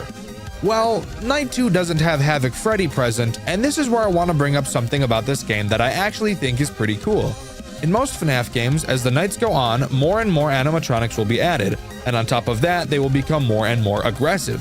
Dormitibus takes a different approach. Because of how many characters there are, it would not be possible to deal with all of them at once if their AI levels were super high. So instead, the game experiments with animatronic combinations, pairing a few animatronics together, rather than throwing all of them at you at the same time, which I think is actually pretty cool. But for animatronics in Night 2, we have Havoc Chica and Am I Real, also known as Cake Bear. Let's start with Havoc Chica, as her mechanic is the easiest to deal with of the two. Havoc Chica is pretty much just a slightly more annoying version of Havoc Freddy, with one deep, cutting, wounding flaw that I'll get to later. Chica will move around the building and make her way to your right door. Once Chica gets to your door, you can turn to check if she's there, but like Freddy, she also makes a very obvious sound cue, that being laughing in your right ear. When Chica is at the door, all you need to do is run to the useless side of the room and stare at Chica. Once she leaves, you will have to very quickly run back to the camera side of the room. If you don't move back fast enough, Havoc Cupcake will have a feast with your yeast. That's disgusting. I'm sorry. Oh my god. Now it's time to talk about Am I Real? Am I Real moves around the cameras at random. Whenever he enters a new camera, he will audibly state which camera he moved to. Once you hear him say a camera, you will have to switch to that camera and check which form he's in. Am I Real has two possible forms, one form being Am I Real, a gross Springtrap looking design, and the other form being Cake Bear, a much more normal Freddy looking design. If you check the camera and see Cake Bear, you're free to continue playing the game as usual, no call for alarm. However, if you check the camera and you see Am I Real, you will have to stay and stare at that camera for what can feel like at times an entire minute, until Am I Real turns back into Cake Bear. Now, this may sound scary, especially when you think about the fact that in order to run to the other side of the room to avoid Havoc Chica and Freddy, you have to turn the cameras off. But the game knew this would be a problem, so when you shut the cameras off to move to the other side of the room, it will still count as you staring at that camera, meaning that Am I Real will still turn back to Cake Bear even if you're on the other side of the room, as long as the last camera you were looking at was Am I Real's. If you don't watch Am I Real, he will appear at your right door, and once he's there, there's nothing you can do to stop him from giving you a rough spanking that a lot of you freaks will really like. If you can manage all of that, then congratulations! You're ready to move on to Night 3. Night 3 uses Havoc Freddy, Am I Real, and two new characters, Soul Cage and Molten Evil. I'll cover Molten Evil first. Molten Evil will only ever appear in your office. When you see him, he will start to cover your screen with blue plasma. Once this plasma is on your screen, you will have to play dead by looking up at the ceiling. Don't ask, I know it doesn't make any sense, but just pretend like it does for me. After looking at the ceiling for long enough, the plasma will go away and you'll be safe to look down again. If you look up before the plasma is on your screen, Molten Evil will wait until you look back down before putting the plasma on your screen, so looking up early really only just stalls him. Soul Cage is somewhat similar in a way. Soul Cage will move around the cameras and slowly piece itself together. Once it's put together fully, it will make its way to your right door. Once he arrives, he too will play a sound cue to let you know he's there. When he does, you'll have to look over at him. Afterwards, he'll enter your office and move up onto your ceiling. In order to get him to leave, all you have to do is stare up at the ceiling at him until he goes away. If you haven't noticed yet, every single character can be dealt with by staring at them. And if you're hoping that the other characters will be different, most of them will cause you to be sorely disappointed. Hate to break it to you. Wait, who am I kidding? I love breaking bad news. Night 4 only introduces one new character, but the returning characters are Havoc Freddy, Havoc Chica, and Am I Real. The new character is Havoc Puppet. Havoc Puppet moves around the cameras and makes its way to your back window, which is located right behind your computer. Once Havoc Puppet appears in your window, it will make a very noticeable sound cue. At that point, all you have to do is turn around to your window and stare at it until it goes away. Are you starting to notice a possible game mechanic flaw with Dormitibus? Literally every character is answered by looking at them, and that's literally it. Hopefully, we get a new character soon that's at least a little different. Holy fucking shit, this new character is bullshit. Okay, let's take a step back and relax for a second. Every character up until this point has been Baby Caca easy mode. Night 5 consists of Soul Cage, Havoc Puppet, Am I Real, and the two brand new Wombo combo, Havoc Foxy and Golden Call.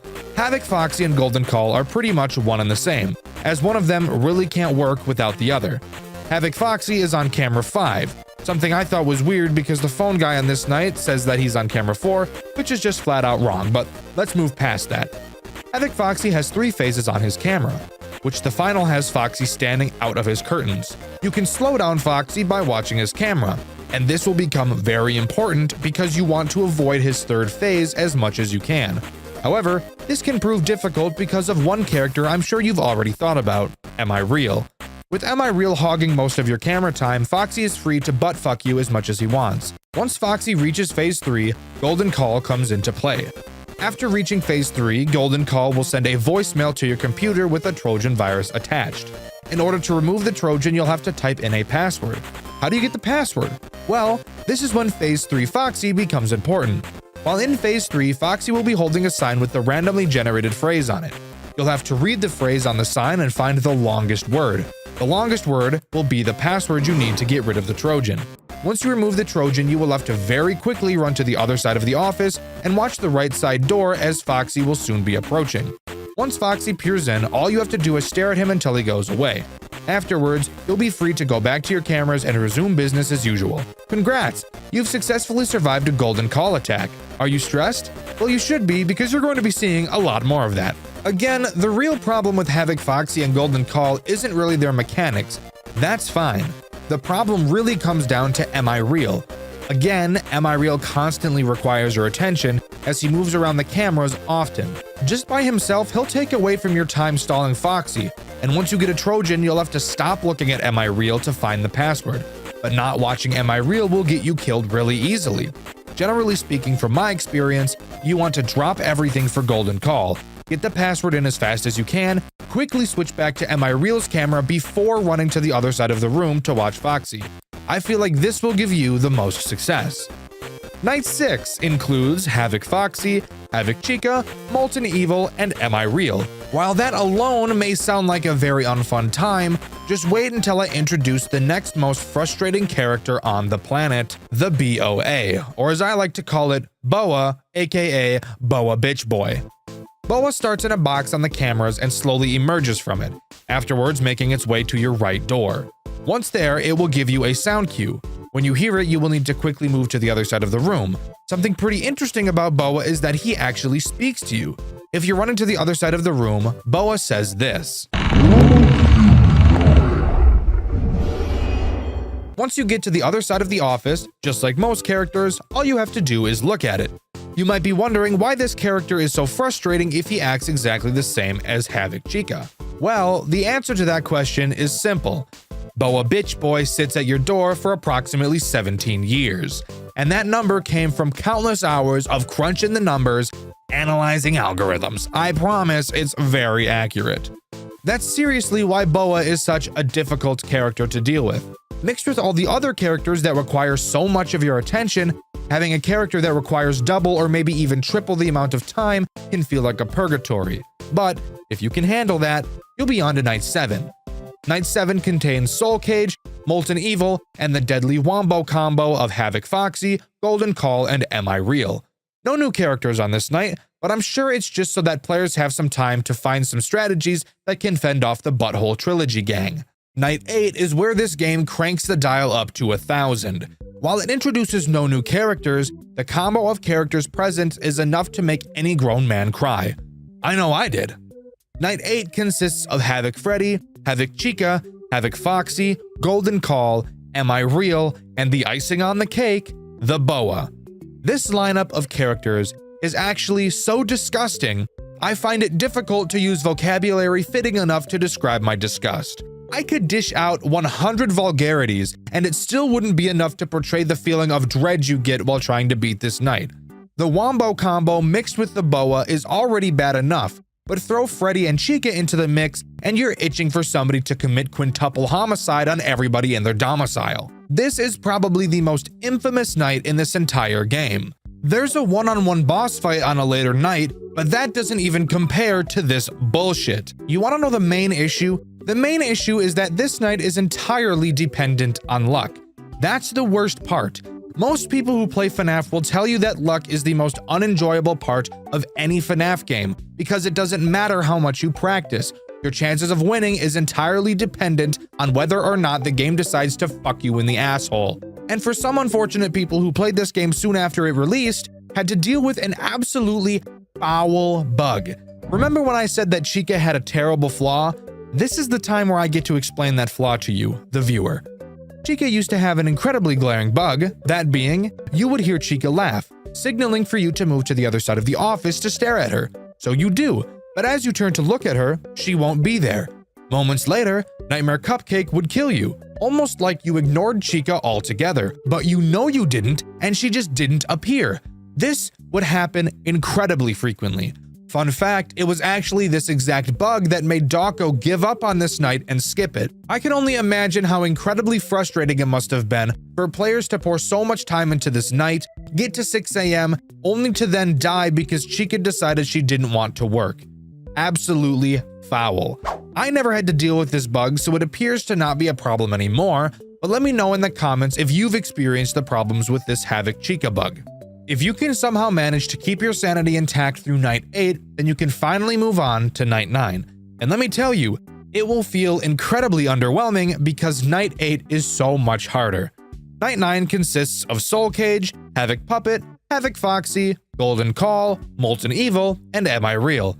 Can you figure out why this night is easier than the previous? Yeah, you're exactly right. It's because the boa isn't there to slam your dick in a car door. I don't have much to say about this night, honestly. The voice acting of the phone call is pretty questionable, but I'll talk more about the phone calls in a while. Night 10, however, I do have something to talk about. Remember how I said one of the nights in this game is a one-on-one boss fight? Yeah, this is that night. You go up against a character you haven't seen before named Garvey. Now, since Garvey is the only animatronic on this night, you may think it's going to be easy. And while I'd say it's still easier than night 8, it's definitely not easy by any means, so get that thought out of your head right now, bucko. So I'm going to warn you ahead of time that Garvey's mechanics are not technically difficult, but you'll understand why he's such a pain in the ass as this explanation goes on. Let's get one huge problem out of the way. You're only allowed to be looking at the cameras for a specific amount of time throughout the night.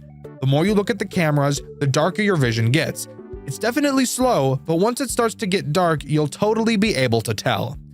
Garvey can attack from 3 different locations. Think of these locations as the left, the middle, and the right.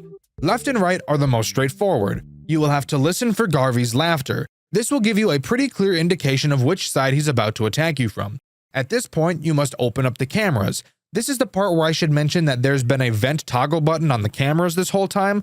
I never brought it up because it hasn't ever been important up until this point. After you pull up the camera and toggle the vents, you must click on the vent of the side Garvey is coming from. This will temporarily slow him down. At this time, you must very quickly run to the other side of the office and stare at the door he'll be coming from. Beating him to the door is key. You have to be staring at the door before Garvey peeks in, which can be challenging because you need to be fast. Like, really fucking fast. It will not feel remotely fair, but as you start to learn his speed, it will get slightly easier.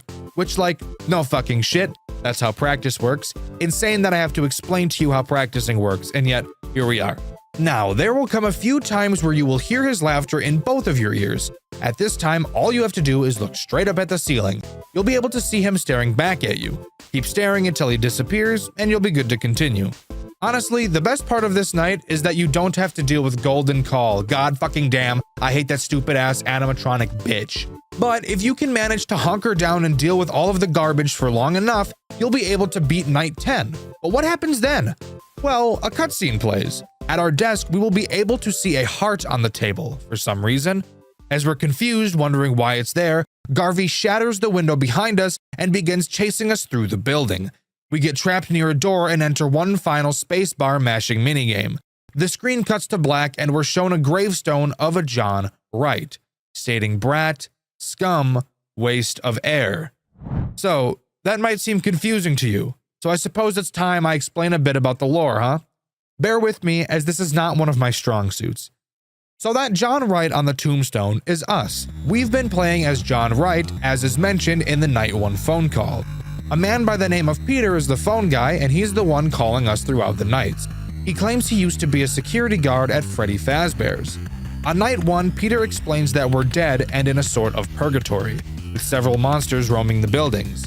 and these monsters are supposedly our childhood friends. The reason why we're in a Freddy Fazbear's-like location is because our mind shapes the purgatory based off of the things we've seen, which could suggest we either worked at a Fazbear's location before or at least have a strong tie to one. Peter says we can escape this purgatory, but he needs our help. He says to grab an audio tape that should be on the desk next to the fan. This is also where we learn that there is a tape that we need to collect on each night. All tapes, aside from the first, will appear randomly on one of the cameras, and I'll get into these tapes later. On night 2, Peter explains his theories about why we're being hunted by the animatronics. He believes that someone or something tried to manifest these ghosts into physical bodies. That attempt clearly failed, which is why all of the characters look so fucked. Peter believes that because we are ghosts, we have a plasma of sorts that the animatronics need to survive, and that's why they're trying to eat us up like a gourmet steak. We don't get the next meaningful piece of information from Peter until night 5, where he tells us that Golden Call is his own physical remains. That means we've identified one of the animatronics trying to attack us, and we'll soon be able to find out who everyone else is as well, but we can cover that later. Peter tells us that the tapes we've been collecting are memories from our traumatic childhood. Peter mentions how an ominous key is also on these tapes, and I'm willing to bet that this key is Garvey. Peter thinks that collecting all of these tapes will allow our friends to move on and become regular ghosts, not being trapped in this purgatory with us anymore. On night 6, Peter explains to us that he has tapes too in his version of the purgatory, and that both his memories and ours are in one way or another tied to Freddy's locations. He says he missed a few of his tapes because you only get one attempt. The first 10 days in the purgatory decide your fate. Missing one tape is the difference between a chance at escape and spending eternity fending off your suffering dead friends stuck inside of robotic bodies. Peter begs us to collect the tapes and free everyone because he can't anymore. On night 7, Peter says the animatronic sleep cycles are all out of whack. He's been doing this for years while stuck here and was able to find a pattern with their sleep cycles. But out of nowhere, once we came here, those cycles started to change for some reason. Peter mentions he found a key and tried to use it on the exit door, but it didn't work. He says he'll update us as soon as he can. On night 8, we get some pretty crucial information. Peter has found another key, and he believes something may happen soon. He says we probably don't have any keys in our purgatory because he thinks the keys are linked to a specific trauma he suffered. He also thinks he knows why the animatronic sleep cycles are messed up. Apparently, we brought something into this world, and it's big, with loud footsteps causing the characters to wake up when they're not supposed to. Peter says that if this thing we brought in is what he thinks it is, that we're all sorts of fucked. And of course, knowing what we already know, we can take a pretty good guess at who that might be.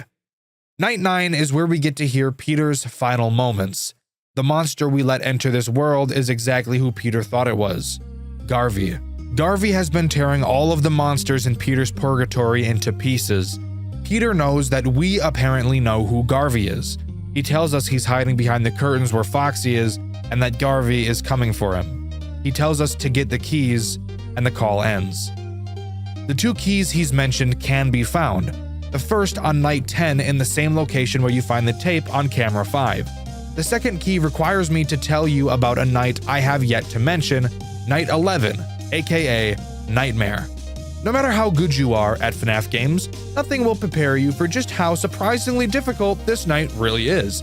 They cranked the AI for these characters on this night up to 10,000. Holy shit, it's insane.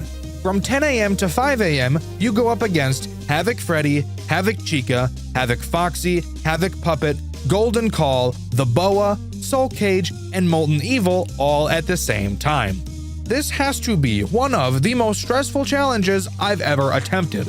It is ridiculous. The sheer speed you have to even get close to beating this night is ridiculous.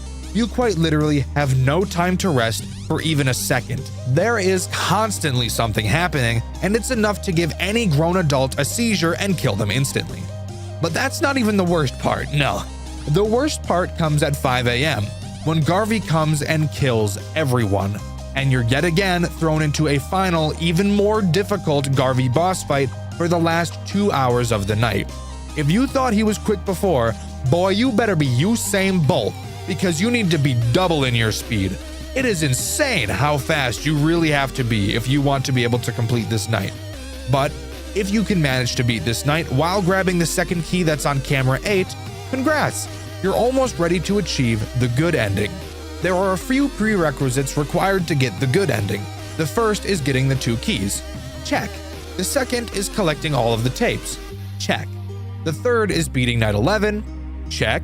The fourth is listening to the 10th tape. Come to think of it, we actually haven't dove into the tapes yet, so we'll do that now. But here's that warning I mentioned at the beginning of the video. The topics that take place in these tapes are highly disturbing and are one of the main reasons why this game is so controversial. Viewer discretion is heavily advised. The 10 tapes you collect throughout Dormitibus tell the story of Garvey Wright, John Wright's, our character's, brother. The tapes go over Garvey's plan to murder several children and stuff them into the suits in his father's establishment. There's another minigame you can play in Dormitibus called Cardboard Theater, where you play as Garvey and live out a few of the scenarios mentioned in these tapes. Not only did Garvey murder several children, he also murdered his brother Peter. Yes, the same Peter who was calling us throughout the game. In the Cardboard Theater, we get to watch the spring lock failure happen to Garvey before he has the chance to kill John and leave no witnesses. Garvey's father soon sells the Cake Bear establishments because of the controversy, and it gets bought and turned into what we now know as Freddy Fazbear's. John gets a job at the Fazbear Fright location from Five Nights at Freddy's 3 and goes head-to-head with his brother, who in this game's story basically took William Afton's place as Springtrap. And as you know if you've played FNAF 3, John burns the building down and kills himself as well. After his death is where Dormitibus takes place. By collecting the tapes, collecting the keys, and beating Cardboard Theater, John is able to send Garvey to hell while setting the rest of the spirits of his dead friends and brother free. Dexter, that sounds pretty normal for a FNAF-style game, I hear you saying. Why did you tell me that viewer discretion was advised? Well, that's because of the contents of Tape 3, and a specific news clipping that you see near the end of the game. In Cardboard Theater, you will need to recollect the 2 keys you collected before while playing. At the end of this minigame, Cake Bears will be unlocked, acting as the final 12th night of Dormitibus. The only 2 characters present in this night are Cake Bear and Havoc Puppet. I won't spend too much time explaining this night since you only ever have to beat it once. Cake Bear will move around the map and make it to your desk. You can stall him by lighting the candle on his cake, but I'm not sure if I'd actually do that because it drains power. Once he gets super close to your desk, quickly pull up the camera and he should go away. Havoc Puppet can appear randomly on any camera and will block your view. Since watching Cake Bear is essential, you'll want to get rid of the puppet. Simply staring at the puppet will cause it to go away, but sitting in the cameras will cause the battery to drain incredibly quickly, so it's best to wait until the battery is fully charged before dealing with him. If the battery goes dead, Havoc Puppet will disable it, which will lead to an inevitable death to Cake Bear. After beating Night 12, you'll be greeted to the FNAF 4 box. You must use the 2 keys you've collected to open it, and several news clippings will be given to you, each detailing the gruesome murders of some of the children at the hands of Garvey. But I'll cover them in just a moment. Back to the tapes. I referenced Tape 3 being the most alarming of all of them. Rather than explain it to you, I'll just play it. My god! This is most certainly beginning to be fun. There's this hot 15-year-old that was part of the kids' friends group. You know, it was fun. She screamed, but nobody heard her. It was so much fun. She's in one of the suits now. Just a little more time until Fredbear's is going down as well. But hey, I'll find my ways to catch her at the others. You may have a good idea as to what Garvey is referencing doing in this tape, but if you need any clarification, one of the news clippings will confirm your suspicions.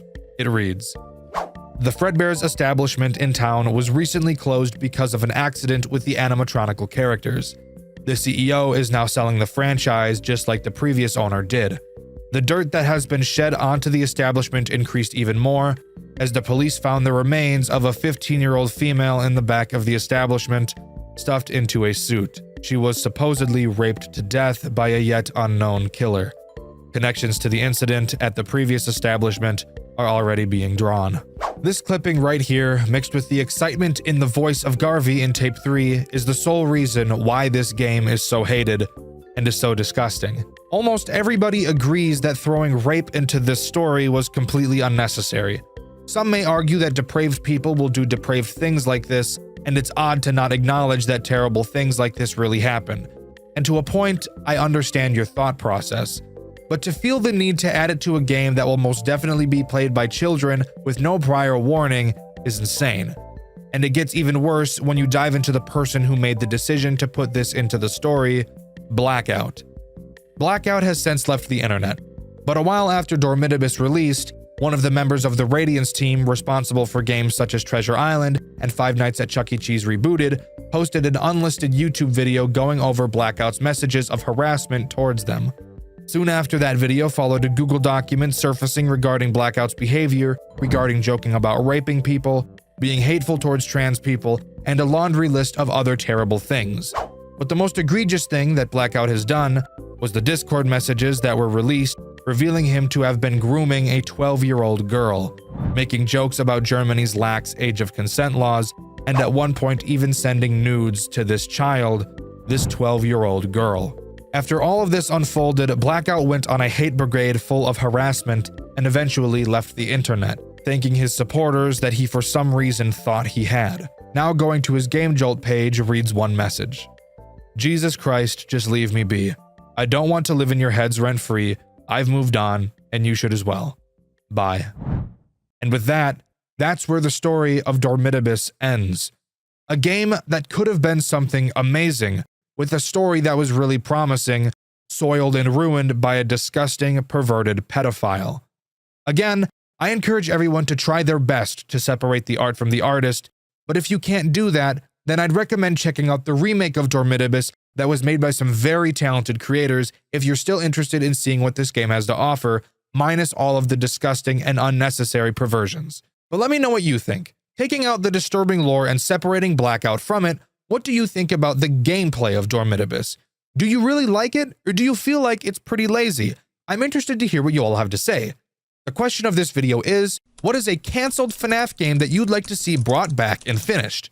With the question of the video being asked, I've been Dxtr, and I'll see you all in the next video. See ya!